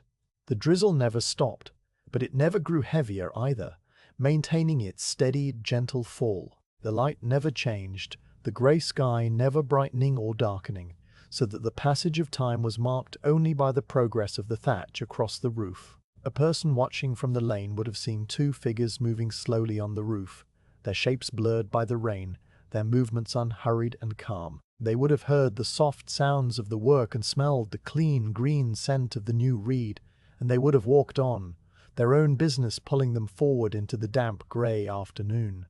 The day wore on in this way, quiet and slow. The courses of thatch rose toward the ridge. The drizzle fell. The mallets tapped, and the cottage, patient and still, accepted the new roof that was being built upon its old bones, layer by careful layer, in the cold June of the year, without a summer. The work paused. It did not stop abruptly, for there was no sudden event to halt it, but rather it wound down gradually like a clock that had not been wound in some time, and whose pendulum swings grew shorter and shorter until the mechanism simply rested. Edmund had been on the roof for most of the morning, stripping the rotten thatch from the north slope and laying the first courses of new reed along the eave, and his movements had grown slower as the hours passed, not from fatigue, but from the natural rhythm of a long day that asked for a quiet interval. He straightened his back and looked out over the village, his hands resting on the handle of the legate, and he let his gaze settle on nothing in particular. The grey fields and the darker hedgerows and the pale smudge of the lane all lay before him, still and silent under the weight of the afternoon. He stood like that for a long minute, then two, and then he turned and climbed carefully down the ladder to the ground. Thomas had emerged from the lean-to shed where he had been making spars for most of the morning and the early part of the afternoon. His hands were stained with the greenish sap of the hazel rods, and there was a fine dust of wood shavings clinging to the front of his coat and the knees of his trousers. He had made perhaps 80 spars, enough for the next phase of the thatching, and they lay in a neat pile on the dirt floor of the shed, each one a slender V of pale wood with sharpened points at both ends. He stood now by the corner of the cottage, out of the direct path of the wind, and he watched Edmund descend the ladder with the same careful attention he gave to everything the older man did. When Edmund's boots touched the grass, Thomas walked over to the cart where the canvas bag of provisions waited. The bag was where they had left it, tucked under the seat of the cart to keep it out of the damp. Thomas loosened the drawstring and reached inside, pulling out the remainder of the bread and cheese wrapped in its square of linen. The bread was darker at the edges now, staler than it had been in the morning, but it was still food, and it would serve. He broke it into 2 roughly equal pieces and handed one to Edmund, who had walked over to join him by the cart. They stood side by side with their backs to the cottage wall, facing the lane and the village green beyond, and they ate in the quiet way that men eat when there is no need for talk and no hurry to be anywhere else. The cheese was cold and firm, and it crumbled slightly between the teeth, releasing its sharp nutty taste in small bursts. The bread was dense and chewy, and it required a certain amount of jaw work to break down, which gave the act of eating a slow, meditative quality. The village of Little Dunham lay before them in the grey afternoon light, and it was as still as a painting. The lane that ran past Mrs. Garrard's cottage was empty, its surface a ribbon of packed mud that gleamed dully where puddles had formed in the wheel ruts. A single cart stood outside the smithy at the far end of the green, its shafts resting on the ground and its load covered with a tarpaulin that had been tied down at the corners. The cart had been there since morning, and it would likely be there until evening, waiting for the smith to finish shoeing a horse or mending a broken axle.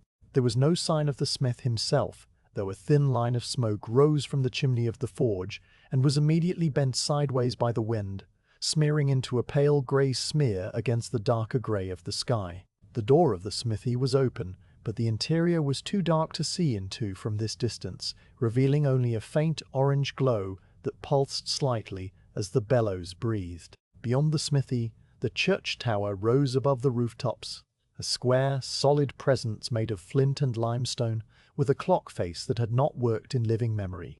The hands of the clock were frozen at some long-forgotten hour, their iron shapes dark against the pale stone, and the bell in the tower had not rung for service in several weeks, because the vicar had gone to Norwich to tend to a sick relative, and had not yet returned. The churchyard was visible as a darker patch of grass and leaning stones behind a low flint wall, and the yew trees that grew among the graves stood black and motionless against the sky, their dense foliage absorbing what little light there was and giving nothing back. No one walked among the graves. No one walked anywhere. The cottages that ringed the green were shut tight against the cold, their doors closed and their windows dark. A few showed the faintest glimmer of candlelight or firelight from within, a warm yellow pinprick that was visible only because the afternoon was so dim, but most were as blank and unreadable as closed eyes. The thatched roofs of these cottages were various shades of brown and grey, some newly done and golden, others old and mossed and sagging in the middle, like the backs of tired horses. Smoke rose from a few of the chimneys, but not from all, for fuel was dear, and the cold was not so bitter that a family could not endure it with an extra layer of wool and a shared blanket. The smoke that did rise was thin and pale, and it drifted lazily upward before the wind caught it and pulled it apart, scattering it into the general greyness until it was indistinguishable from the clouds. There were people in the village, of course. There were always people, living their lives behind the closed doors and the shuttered windows, tending their fires and mending their clothes and preparing their meagre meals. But you would not have known it from the lane. The lane was empty of everything except the cart and the puddles, and a single hen that had escaped from someone's garden and was pecking at the mud near the base of the oak tree on the green. The hen was a small brown thing with feathers that looked damp and bedraggled, and it moved with the jerky, mechanical motion of a bird that has forgotten what it is looking for, but continues to look anyway. It scratched at the mud with one foot, then the other, then dipped its head to inspect whatever it had uncovered. Finding nothing of interest, it moved on a few inches and repeated the process. The hen had been doing this for most of the afternoon, and it would likely continue until the light failed and someone came to shoo it back into its coop. Edmund finished his bread and cheese and wiped his fingers on the front of his coat. He stood for a while longer, his gaze moving slowly across the scene before him, not studying it so much as resting on it. There was a quality to the light, or rather the absence of light, that made everything appear slightly flattened, as if the world had been pressed between two panes of frosted glass. The distances were hard to judge. The church tower might have been 100 yards away or 1,000. The oak tree on the green might have been tall and ancient or merely modest and ordinary. The greyness swallowed the cues that the eye usually relied upon, the shadows and the highlights and the subtle gradations of colour, leaving only shapes and textures and the slow, persistent damp that was neither rain nor mist, but something in between. Thomas finished his own portion and folded the linen cloth carefully, tucking it back into the canvas bag. He pulled the drawstring tight and set the bag back under the cart seat, where it would stay dry and out of the way until they needed it again. He then walked over to the well at the side of the garden, a small circular structure of brick and flint, with a wooden cover and a windlass for lowering the bucket. The windlass creaked as he turned the handle, a high, thin sound that carried a short distance before being absorbed by the damp air. The rope descended into the darkness of the well shaft, and after a moment there was a hollow splash, the sound of the bucket striking water far below. Thomas waited for the bucket to fill, feeling the weight increase through the tension in the rope, and then he began to turn the handle the other way, drawing the bucket back up toward the surface. The windlass creaked again, a lower note this time, and the rope wound itself around the wooden drum in neat, overlapping coils. The water, when the bucket emerged into the grey light, was cold and clear, and it smelled faintly of iron and deep earth. Thomas unhooked the bucket and carried it to the base of the cottage wall, where he set it down on a flat stone. He cupped his hands and dipped them into the water, feeling the cold bite against his skin, and he drank. The water was sharp and clean, and it washed away the lingering taste of the cheese and left his mouth feeling fresh. He splashed a little on his face, rubbing his wet hands over his cheeks and forehead and the back of his neck, and the cold made him draw a short, sharp breath. He stood there for a moment, letting the water drip from his chin onto the front of his coat, and then he turned and walked back to the cart where Edmund was still standing, looking out of the village. Inside the cottage, Mrs. Garrard was boiling a kettle. The sound of the water beginning to simmer reached them through the closed door, a soft, continuous murmur that was just audible beneath the sigh of the wind and the distant cry of a gull. The kettle was made of iron, and it hung from a hook over the fire in the main room, and the fire beneath it was small and carefully tended, just enough to heat the water without wasting fuel. Mrs. Pine. Garrard moved about the room with the slow, deliberate steps of a woman who had lived alone for many years and had learned to fill the silence with small, useful tasks. She took a cup from the shelf above the hearth, a plain earthenware cup with a chipped rim and a brown glaze that had crackled with age, and she set it on the table.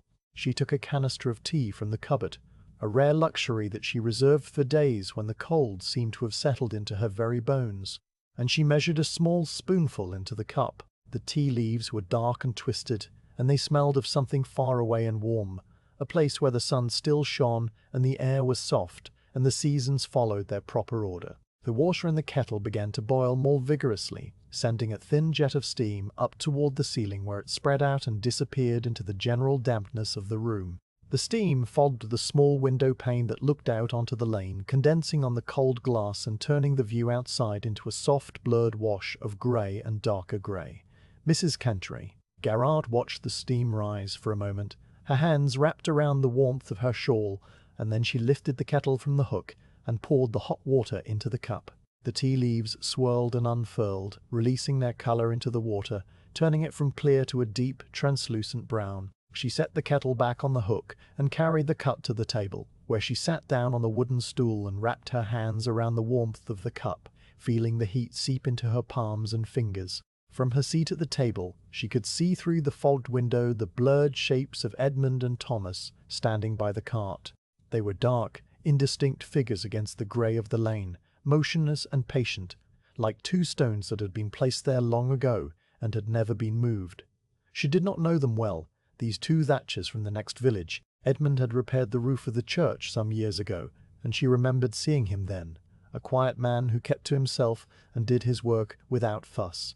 The boy was new, an apprentice, she supposed, with the thin shoulders and large hands of a young man who was still growing into his frame. She was glad they were here. The damp spot on her bedroom ceiling had been spreading for weeks, a slow brown stain that crept outward from the corner near the chimney, and the sound of water dripping into the tin basin at night had become a familiar but unwelcome part of her sleep. When the roof was fixed, the dripping would stop, and the stain would dry, and she would be able to lie in her bed and listen to the silence, or to the wind, or to the soft rustle of mice in the thatch above her head. She lifted the cup to her lips and blew gently across the surface of the tea, sending a small ripple across the dark liquid. The steam rose and warmed her face, and she closed her eyes for a moment, letting the heat and the quiet settle around her. The cottage creaked softly, as old cottages do, adjusting itself to the cold and the damp and the weight of the years. A log in the fire shifted and sent up a small shower of sparks that rose and died in the darkness of the chimney. Outside, the wind gusted once, rattling the latch on the door, and then fell still again. The afternoon stretched on, long and grey and without event. Edmund and Thomas remained by the cart. They were not waiting for anything in particular.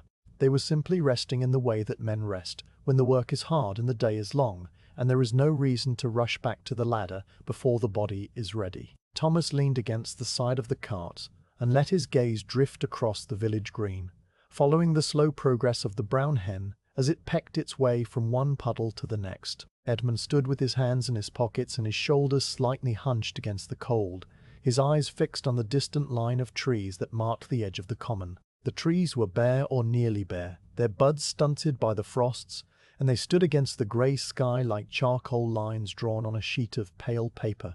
A cartwheel was stuck in the mud down the lane, just past the smithy. It had been stuck there since the previous evening, when a farmer had tried to turn his cart too sharply, and the offside wheel had slid into the deep rut that ran along the edge of the track. The farmer had unhitched his horse and led it away, leaving the cart tilted and abandoned, its wheels sunk to the axle in the thick clinging mud. No one had come to free it. It would likely stay there until the mud dried, which might not be for weeks, or until a group of men with ropes and levers could be assembled to haul it out. For now, it was simply a part of the landscape, a dark shape in the greyness, as permanent and unremarkable as the flint wall beside it. The smoke from the chimneys drifted and smeared. The hen pecked and scratched. The church clock did not move. The afternoon in Little Dunham lay over everything like a thick grey blanket, muffling sound and slowing time, and drawing all things into its quiet, patient embrace.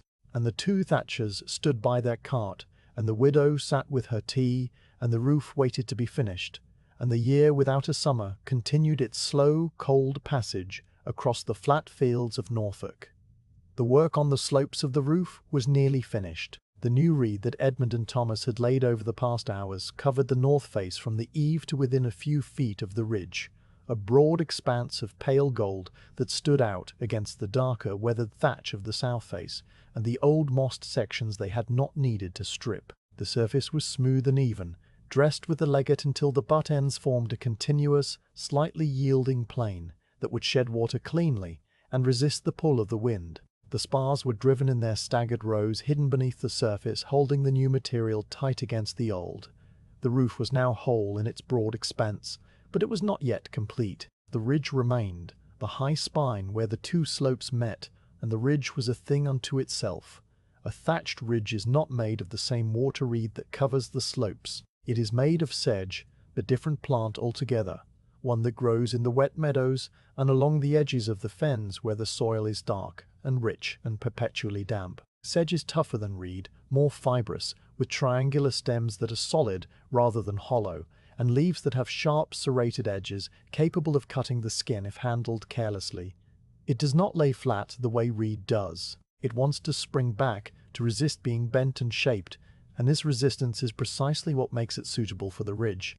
A ridge must be strong and tight and capable of holding its form against the worst of the weather, and sedge, when properly handled, will do this for 20 years or more. Edmund had brought a single bundle of sedge with them on the cart, a thick, heavy roll bound with twine and wrapped in a piece of old sacking to keep it dry. The bundle had sat at the bottom of the cart all morning and afternoon, unnoticed and unneeded until now. He walked over to the cart and lifted the bundle out, grunting slightly with the effort, because sedge is denser than reed, and the bundle was compacted from months of storage. He carried it to the foot of the ladder and set it down, then untied the sacking and pulled it away. The sedge inside was a deep, tawny brown, darker than the reed, with a coarse texture and a faint sweet smell that was different from the clean green scent of the reed. It smelled of hay and dry earth and the memory of summer meadows, a smell that seemed out of place on this cold, grey day. Thomas had climbed onto the roof and was waiting near the ridge, sitting on his heels with his hands resting on his knees. He watched Edmund unwrap the sedge and then begin to climb the ladder with the bundle balanced on one shoulder. The ladder creaked under the combined weight of man and sedge, a low, prolonged sound that spoke of strain but not of danger. Edmund moved slowly, one rung at a time, and when he reached the top he stepped carefully onto the thatch and walked up the slope to the ridge. He laid the bundle down and straightened his back, looking out across the village and the fields beyond. The sky had changed. It was a small change, so small that a person who had not been staring at the same patch of grey for hours might not have noticed it at all. But Edmund had been on this roof for most of the day, and he had watched the light shift through every subtle gradation of grey, from the deep charcoal of the early morning fog to the pale pearl of the midday drizzle. Now, as the afternoon wore on toward evening, there was a faint brightening in the west, a thin smear of lighter grey that was not quite white and certainly not blue, but was none the less different from the uniform overcast that had pressed down on the world for weeks. It was the ghost of a clearing, a suggestion that somewhere far beyond the clouds the sun still existed and was making a tentative effort to be seen. The brightening did not cast shadows or bring warmth. It simply made the grey a little less grey, lifting the weight of the sky by an almost imperceptible degree. Edmund looked at the brightening for a long moment, his face unreadable. Then he turned back to the ridge and the bundle of sedge. He knelt on the thatch, his knees finding purchase on the springy surface, and he untied the twine that bound the bundle. The sedge relaxed slightly as the pressure was released, the individual stems shifting against one another with a dry, rustling sound. He pulled out a thick handful and began to work it between his palms, twisting and compressing the fibres until they formed a dense rope-like length.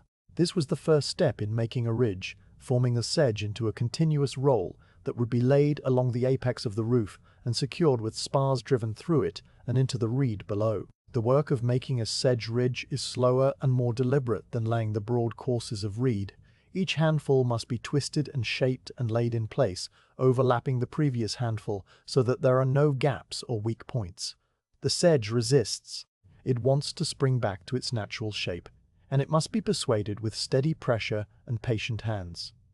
Edmund worked his way along the ridge from the western gable toward the centre, laying the twisted sedge in a thick, even roll that followed the line of the apex. He pressed it down with his palms, feeling the way it settled into the junction of the two slopes, and then he drove a spar through it at an angle, the point passing through the sedge and into the reed beneath. The mallet tapped softly, a muffled sound against the dense material, and the spar held.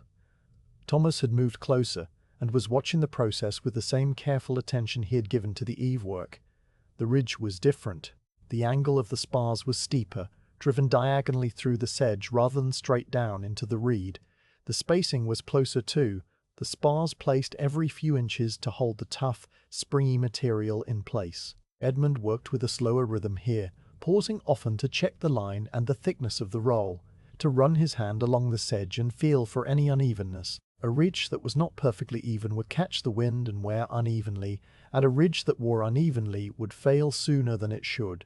So he took his time, adding a little more sedge here, compressing a little more firmly there, until the line was true, and the surface was smooth, and the whole thing felt solid and right.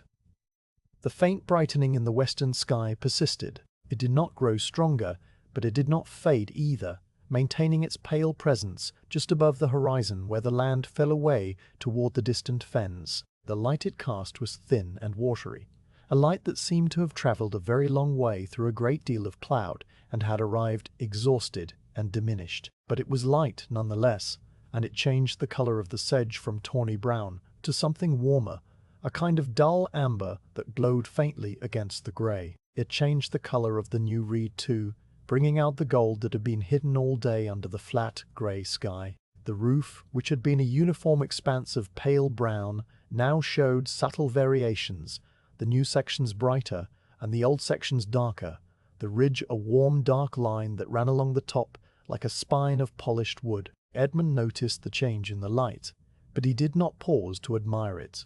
He continued working his way along the ridge, twisting and laying and sparring, his hands moving with the same steady, unhurried rhythm they had maintained all day. Thomas had begun to help, taking handfuls of sedge from the bundle and twisting them into rough ropes that he passed to Edmund when needed. The two of them worked together in silence, their movements coordinated by the unspoken understanding that develops between people who have done the same work, side by side for many hours. Thomas would twist and pass, Edmund would lay and spar, and the ridge grew slowly from the western gable toward the eastern end, a thick dark cap that would seal the roof against the rain and the wind, and the cold that would surely return. The sedge was rough in Thomas's hands. He could feel the tiny serrations on the edges of the leaves, the way they caught on his skin and left small, shallow scratches that stung faintly. He did not mind. The scratches were part of the work, as much a part of it as the cold and the damp and the ache in his shoulders from a day of lifting and carrying and bending. He twisted another handful, feeling the fibres compress and lock together, and he passed it to Edmund. Edmund took it without looking, his hand reaching out at exactly the right moment, and he laid it against the growing ridge and pressed it into place. The mallet tapped. Another spar was driven home. The work on the ridge continued as the light in the west held steady, and the rest of the sky remained grey. The village below them was still quiet, the same quiet it had held all day, but there was a subtle shift in the quality of the stillness. It was the stillness of late afternoon rather than the stillness of midday, a deeper, heavier quiet that settled over the fields and the cottages as the day began its slow turn toward evening. The smoke from the chimneys rose a little straighter now, the wind having dropped to a barely perceptible breath of air. The hen that had been pecking at the mud on the green had disappeared, gone back to its coop or into the shelter of a hedge. The stuck cart down the lane remained where it was, a dark, patient shape in the gathering dimness. Mrs. Garrard had finished her tea. The cup sat empty on the table, a faint ring of brown staining the bottom, and she had moved to the hearth to tend the fire. She added a small log, one that she had been saving for a cold evening, and she watched the flames take hold of the dry wood, curling around it and sending up a thin, bright flicker of warmth. The fire was small, but it was enough to push back the chill that had seeped into the room during the long afternoon, and she pulled her stool closer and sat down with her hands extended toward the warmth. She could hear the sounds from the roof above her, the soft tapping of the mallet and the rustle of sedge being laid in place, and the sounds were comforting in their regularity. The roof was being finished. The damp spot on the ceiling would dry. The basin that caught the drips would be put away in the cupboard under the stairs.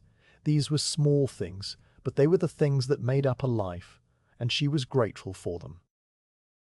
Edmund reached the eastern gable and stopped. He straightened up, his hand pressing against the small of his back, and he looked along the length of the ridge he had just laid. It was straight and even, a smooth dark roll of sedge that capped the roof from end to end. The spars were driven in their tight, diagonal rows, invisible from below but holding everything firm. He ran his hand along the sedge one last time, feeling for any loose spots or uneven patches, and found none. The ridge was good. It would hold. He nodded once, a small, private gesture, and then he began to gather up the loose scraps of sedge that had fallen during the work. Thomas helped him, collecting the stray stems and the bits of broken spar and the pieces of twine that had been cut from the bundles. They worked their way across the roof, picking up the debris of the day's labor and dropping it into a canvas sack that Thomas had brought up from the cart. The roof looked different now, clean and whole and complete.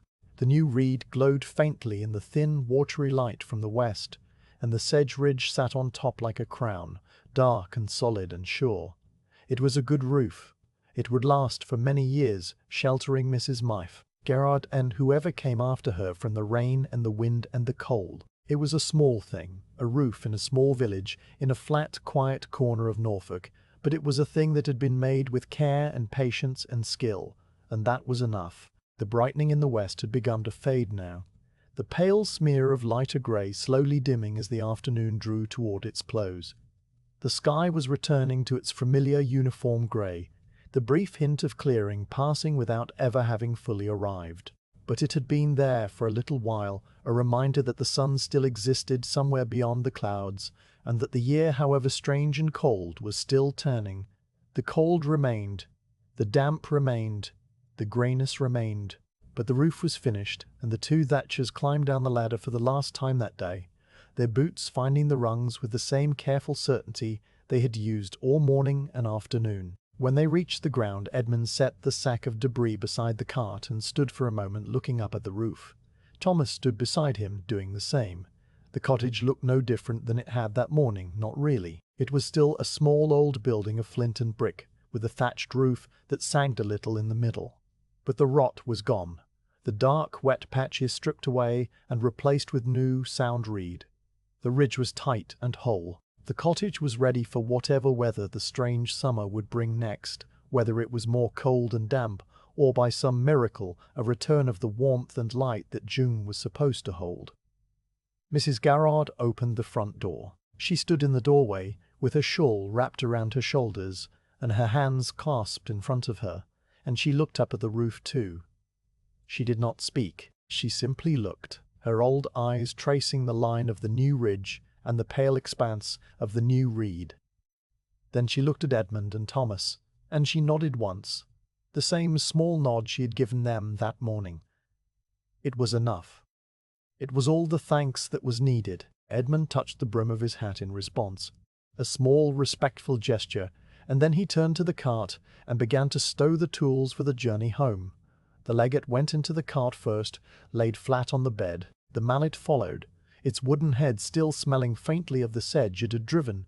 The shearing hook was wrapped in its piece of oiled cloth and placed carefully beside the mallet. The canvas sack of debris was tied shut and set at the back, to be emptied later.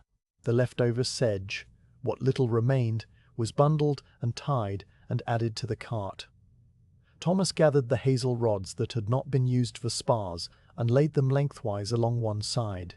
The cart was loaded quickly and quietly, each item finding its place in the order that had been established over many jobs and many days. When the cart was packed, Edmund took hold of the handles and Thomas took his place at the side, ready to help push if the wheels stuck in the mud. They began to walk, pulling the cart behind them down the lane away from Mrs. Gerard's cottage. The wheels turned slowly, their iron rims grinding against the packed earth and the loose stones, and the cart creaked and rattled with the familiar sounds of a loaded wagon on a rough track. Mrs. Poldest Garrard watched them go from her doorway, a small figure framed by the dark interior of the cottage, until they disappeared around the bend by the smithy and the lane was empty once more. Then she closed the door and went back inside to her fire and her quiet room, where the sound of dripping water no longer fell into the tin basin. The sky continued to darken, the faint brightening in the west now entirely gone, swallowed by the returning grey. The cold settled back into the fields and the hedgerows, and the first faint pricks of moisture began to fall again.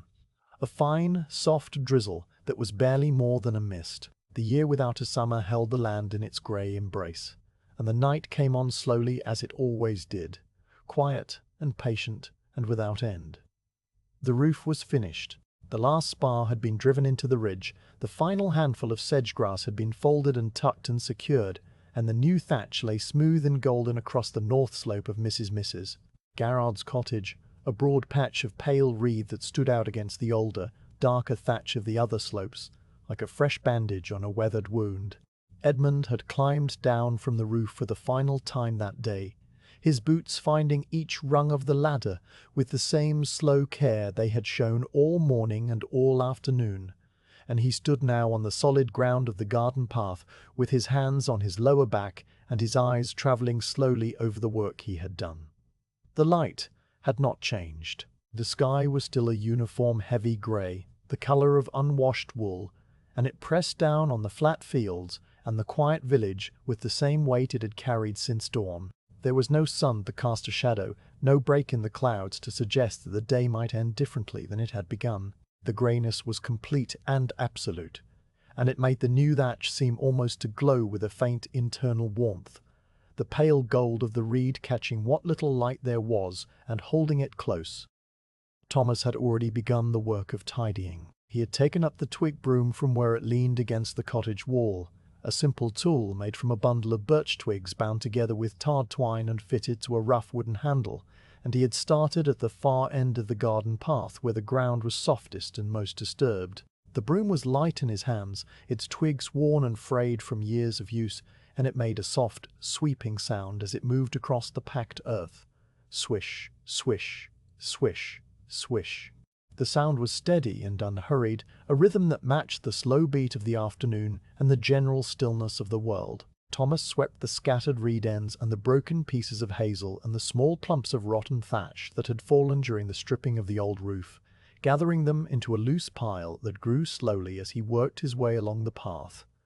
The reed ends were everywhere. They had fallen from the roof during the laying of the new courses, small pieces that had been trimmed away or broken off or simply dislodged by the legate and the mallet. They lay on the grass and on the packed earth of the path and in the shallow depressions where puddles had formed and then slowly drained away. Some were pale and golden, the fresh cut ends of the new reed, and they still carried the clean green smell of the marshes. Others were dark and soft, the rotten remnants of the old thatch, and they had no smell at all except the faint, earthy scent of decay. Thomas swept them all together without distinction, the twigs of the broom catching the lighter pieces and dragging them along, while the heavier pieces rolled and tumbled ahead of the bristles.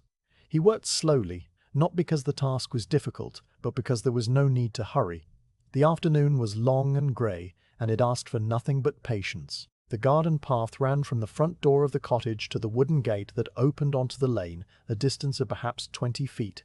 And it was bordered on one side by the cottage wall, and on the other by a narrow strip of weedy grass where Mrs. Garrard grew a few herbs and flowers. The herbs were struggling in the cold, their leaves small and pale and tinged with purple at the edges. And the flowers had not bloomed at all this year, their buds remaining tight and green and unopened. Thomas swept around the base of the plants, careful not to disturb their roots, and the broom made a softer sound as it passed over the grass, a whisper rather than a swish. He gathered the scattered reed ends from among the thyme and the lavender, the twigs of the broom catching on the woody stems of the herbs, and then releasing with a small springy movement. The smell of the lavender, faint and cool, rose briefly as the broom disturbed the leaves, and then it faded back into the general dampness of the air. Further along the wall, near the corner where the lean-to shed stood, there was a scattering of hazel splinters and wood shavings that had been carried out on Thomas's coat and boots during the spar-making. These were pale and thin, and they curled into tiny spirals where they lay, their surfaces smooth and faintly glossy. The broom gathered them easily, the twigs sliding beneath the shavings and lifting them from the earth, and they joined the growing pile of debris that Thomas was slowly herding toward the center of the path. The splinters were sharper, and they caught in the bristles of the broom, requiring a pause now and then to pick them free and drop them onto the pile by hand. Thomas did this without thought, his fingers finding the small sharp pieces of wood and pulling them loose, then returning to the steady rhythm of the sweeping. Swish, swish, swish, swish. Edmund had walked over to the cart, and was now sitting on the lowered tailgate with the shearing hook in one hand and the whetstone in the other. The whetstone was a small rectangular block of smooth grey stone, slightly concave in the middle from years of use, and it was kept in a leather pouch that hung from Edmund's belt. He'd taken the pouch off and laid it on the cart bed beside him, and he had poured a little water from the bucket onto the surface of the stone. The water beaded and then spread, darkening the grey of the stone to a deeper, slicker shade. Edmund held the shearing hook firmly by its short wooden handle and laid the curved blade against the stone at a shallow angle. He began to move the blade back and forth, a slow, steady motion that produced a low, rhythmic grinding sound.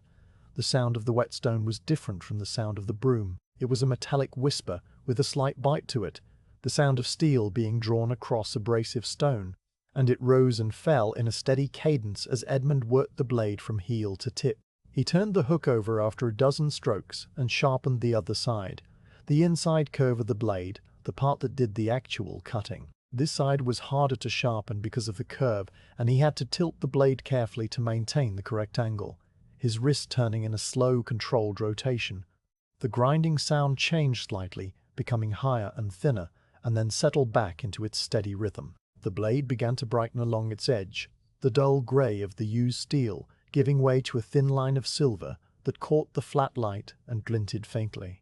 Thomas swept and Edmund sharpened. The two sounds overlapped and separated, the swish of the broom and the grind of the whetstone, creating a quiet accidental duet that filled the small space between the cottage and the cart. There was no other sound. The wind had died down to nothing, leaving the air still and heavy and cold. The village beyond the gate was silent, its few inhabitants indoors and occupied with their own quiet tasks. Even the hen that had been pecking at the mud near the oak tree had disappeared, gone back to its coop, or found some other patch of earth to explore.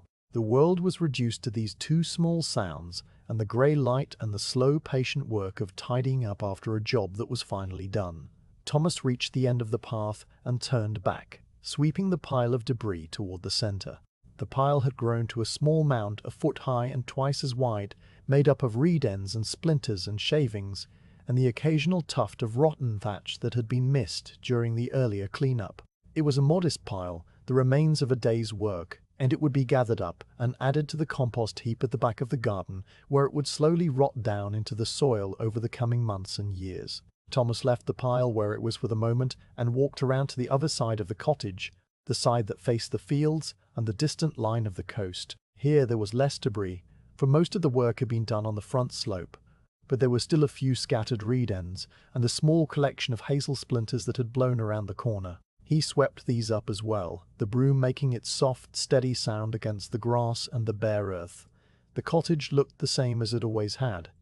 That was the strange thing about thatching. He spent hours and days on a roof, stripping away the old and laying down the new, driving hundreds of spars and dressing thousands of reed stems into a smooth, even surface. And when you were finished, the building looked exactly as it had looked before you began. The new thatch was a slightly different color, a fresher gold against the weathered brown of the older sections, but that difference would fade within a season or two as the sun and the rain and the wind did their slow work. By next summer, assuming there was a proper summer next year, the north slope would be indistinguishable from the south and the east and the west. The cottage would simply be a cottage with a thatched roof, standing quietly in its garden, looking as if it had never been touched by human hands. This was the nature of the work. It was invisible when it was done well, leaving no mark of the labor that had gone into it.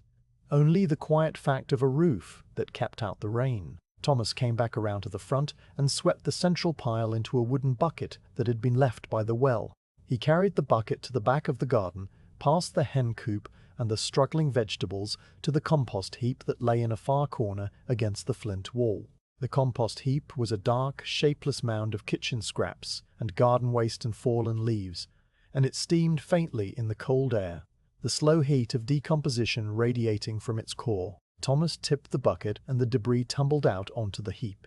The pale reed ends and the dark rotten thatch and the curling hazel shavings all mingling together and beginning their long return to the earth. He stood for a moment, looking at the heap and at the wall and at the grey fields beyond, and then he turned and walked back to the front of the cottage with the empty bucket swinging gently from his hand. Edmund was still sharpening the shearing hook. The blade was bright now along its entire curved edge, a thin line of polished steel that reflected the grey sky in a pale, distorted ribbon. He tested the edge with his thumb, feeling the slight catch of the sharpened metal against the ridges of his skin, and he nodded once, a small, private gesture of satisfaction. He wiped the blade clean with a rag that he kept in the leather pouch, removing the fine grey slurry that had formed from the stone and the steel and the water, and then he slid the hook back into the loop on his belt where it belonged. The whetstone went back into its pouch, the pouch went back onto his belt, and he stood up from the tailgate, stretching his back and his shoulders in a slow, careful movement. The ground around the cart was clean now. Thomas had swept the area where they had stood and eaten their bread and cheese, and he had gathered up the stray pieces of twine that had been cut from the bundles of reed. The twine was tarred and stiff, and it had been dropped carelessly during the work, lying in small coils and tangles on the grass. Thomas picked these up one by one, winding them into a loose ball that he tucked into a corner of the cart for later use. Tarred twine was useful for 100 small tasks around the yard, and it was not to be wasted. He checked the ground again, walking slowly around the cart and the base of the ladder and the patch of grass where the reed bundles had been stacked. He found a single spar that had been dropped and overlooked, a slender V of hazel with one point slightly blunted, and he picked it up and added it to the bag of spars that still hung from the ladder. The bag was nearly empty now, most of its contents having been driven into the roof, and the few remaining spars rattled softly as the new one joined them. The ladder still leaned against the cottage wall, its feet sunk into the soft earth of the garden path. Edmund walked over to it and grasped the sides, lifting it slightly and pulling it away from the wall. He lowered it carefully to the ground, laying it flat on the grass, and then he and Thomas lifted it together and carried it to the cart. The ladder was long and awkward, and it required a certain coordination to move without banging it against the cottage or the gate or each other.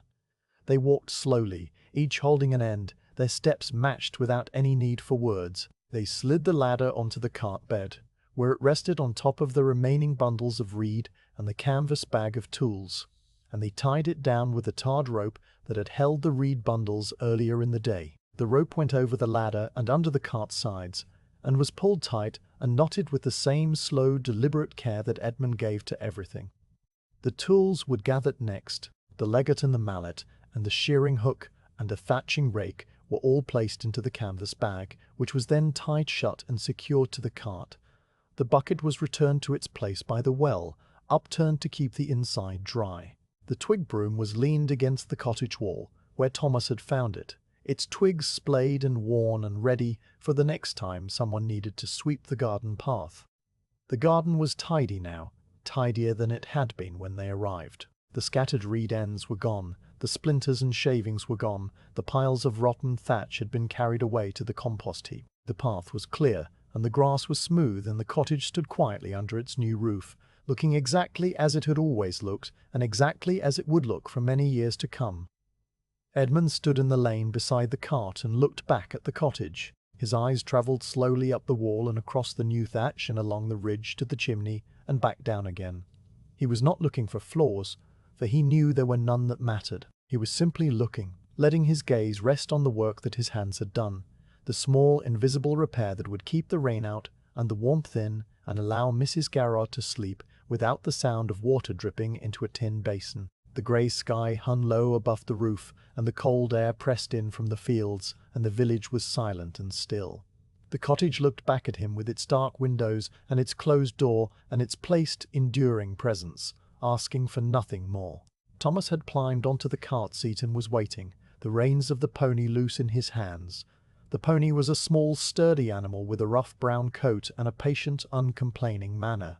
It had stood all day in the lane, tied to a ring in the flint wall, dozing and shifting its weight, and occasionally lipping at the sparse grass that grew along the edge of the track. It turned its head now and looked at Edmund with one dark, liquid eye, then faced forward again and waited.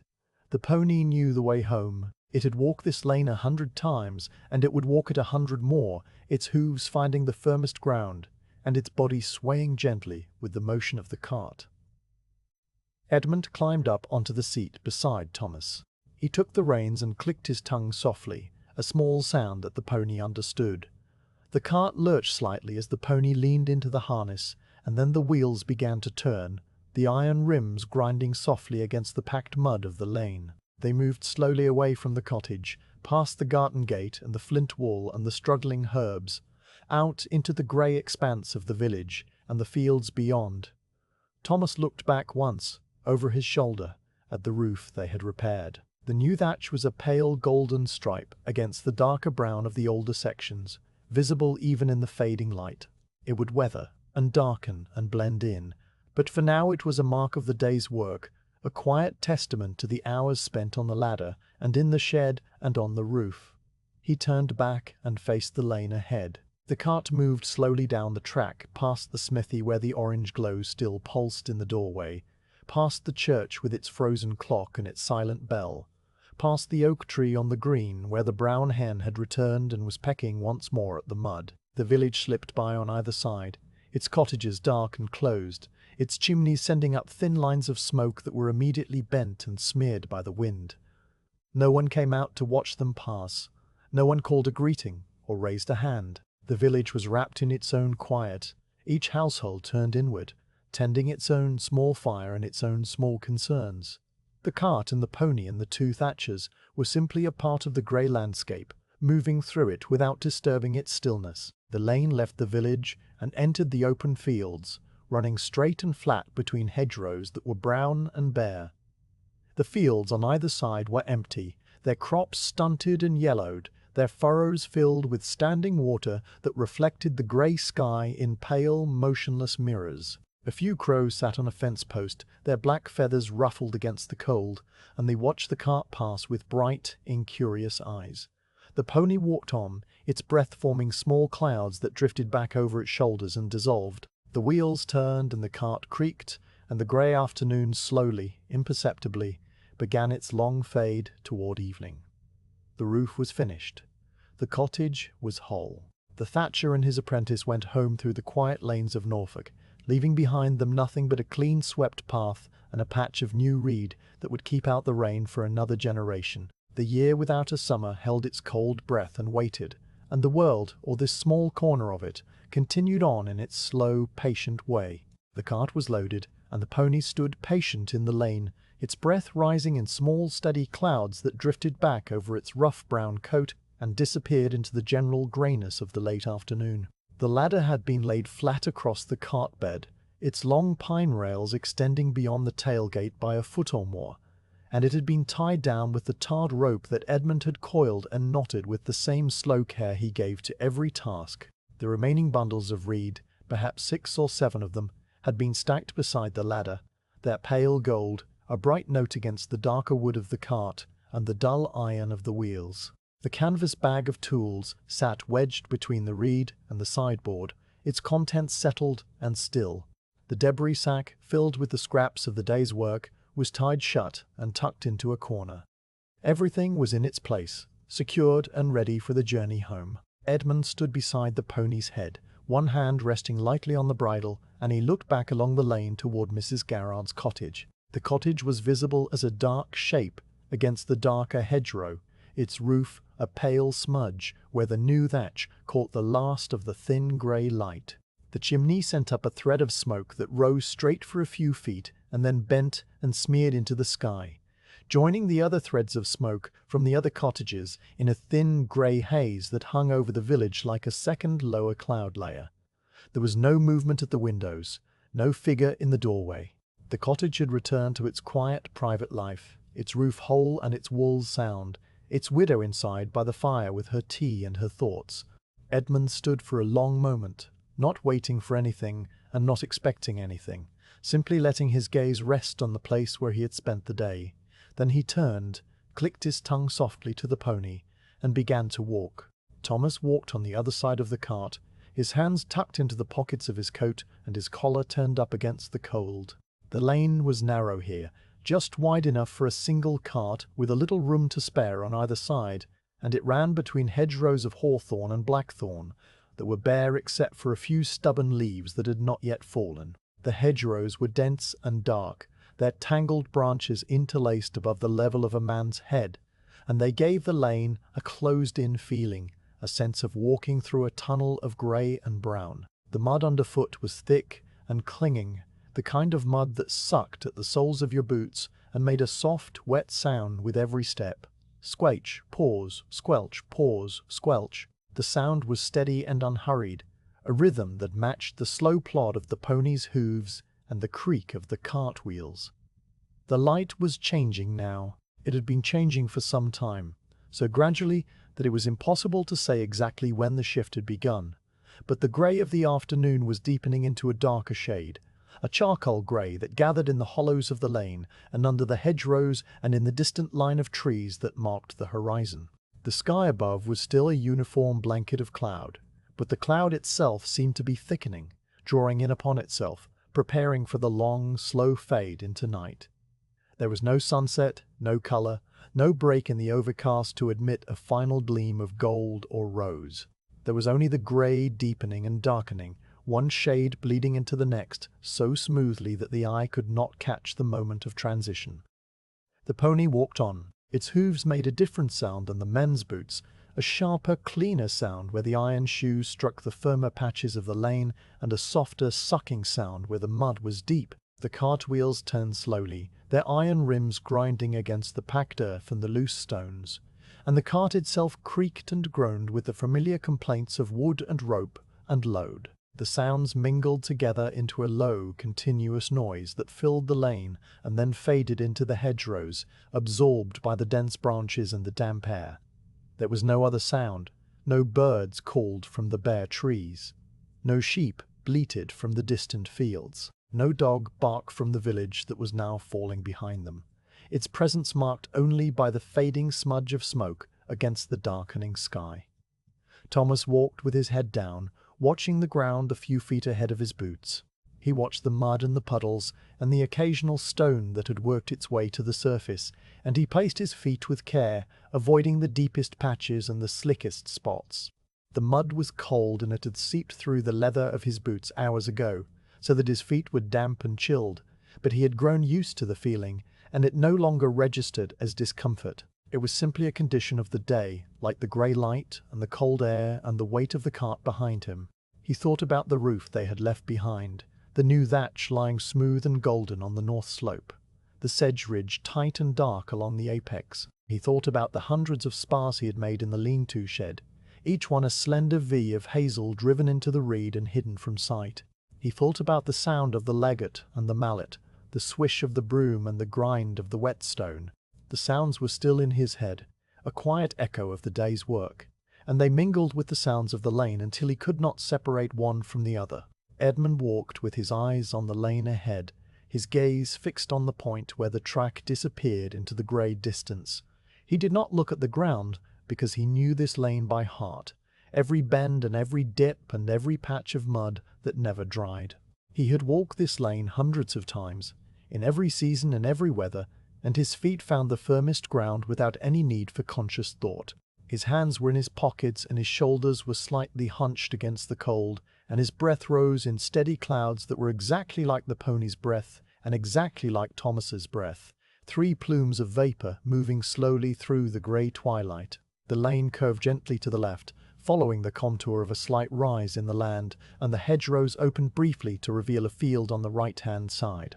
The field was large and flat, stretching away into the grey distance where it merged with the grey sky, and it was empty except for a few dark shapes that might have been sheep or might have been stones, motionless and indistinct. The furrows of the field ran in straight, parallel lines, and they were filled with water that reflected the darkening sky in pale, motionless ribbons. The water had been standing there for weeks, unable to drain because the soil was saturated and the sun was too weak to draw it up, and it would likely stand there for weeks more until the autumn winds came and the ground slowly dried. The farmer who owned this field had planted wheat in the spring, but the wheat had rotted in the cold, wet ground, and now the field was fallow, waiting for another year and another season. Thomas looked out at the field as they passed. He saw the standing water and the dark shapes and the bare, flat expanse, and he thought about the farmer who had lost his crop and would have to buy grain through the winter to feed his family. He thought about the other fields they had passed, the stunted peas and the blackened potatoes and the barley that had never headed. The whole countryside was suffering under the same strange affliction. The cold, and the damp, and the absence of sun, and there was nothing anyone could do but wait and hope that next year would be better. The waiting was the hard part. The long months of grey and cold, with nothing to do but tend the fire and ration the stores and watch the sky for a change that never came. But people waited because there was nothing else to do, and they got through the days, one at a time, slowly and quietly, without complaint. The hedgerows closed in again as the lane curved back, and the field disappeared behind them. The mud deepened in the next stretch, a long, low dip where the water from the surrounding fields drained across the track and never fully dried. The pony slowed, feeling the resistance of the mud against the wheels, and leaned harder into the harness. The cart lurched and then steadied, the wheels cutting deep grooves into the soft earth. Edmund clicked his tongue again, a soft, encouraging sound, and the pony pulled on, its hooves sinking and lifting, each step a small effort against the weight and the mud. Thomas moved to the back of the cart and put his shoulder against the tailgate, pushing as they climbed the slight rise out of the dip. The cart creaked and the wheels turned, and then they were through, back onto firmer ground, and Thomas returned to his place beside the cart, his shoulder damp from the contact with the wet wood. The twilight deepened. The grey of the sky was now a dark charcoal, almost black in the east where the night was gathering, and the lane ahead was becoming harder to see. The hedgerows on either side were no longer brown and grey, but simply dark, their shapes blending together into a continuous wall of shadow. The pony's coat, which had been a rough brown in the daylight, was now just a darker patch of moving darkness, its legs and head and body merging into a single indistinct shape. Edmund's figure, walking on the other side of the cart, was visible only as a silhouette against the slightly lighter grey of the sky, his hat and his shoulders, and the slow swing of his arms.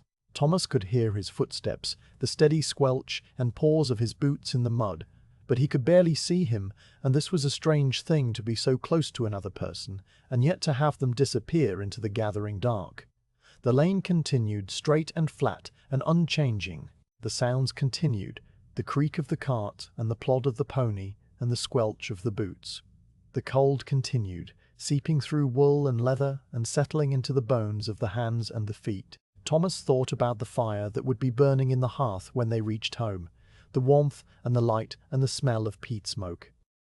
He thought about the bowl of broth that his mother would have waiting, simple and hot and filling. He thought about his bed, a straw mattress on a wooden frame in the corner of the small room he shared with his younger brother, and the way the blankets would feel when he pulled them up to his chin. These thoughts were not urgent or longing. They were simply there, a quiet anticipation of comfort that made the walk through the cold and the dark feel less like an endurance and more like a transition, a slow movement from one state to another.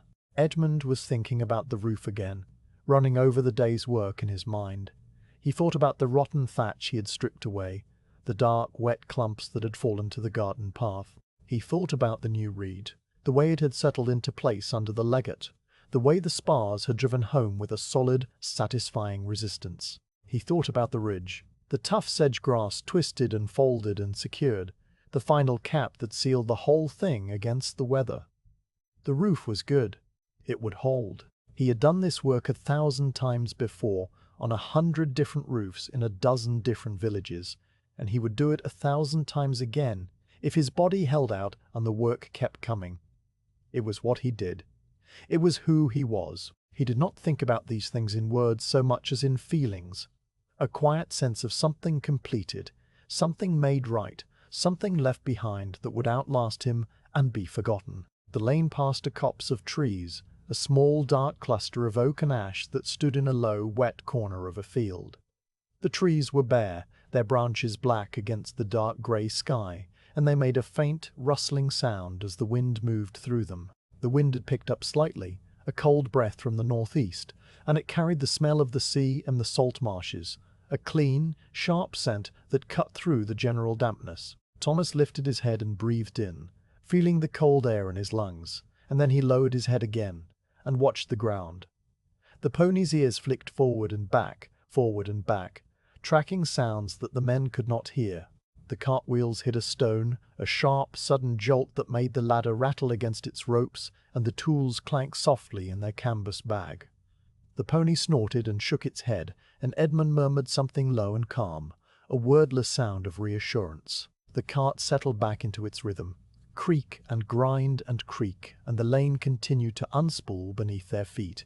The mud was firmer here, the ground rising slightly as they approached the low ridge that separated Little Dunham from their own village.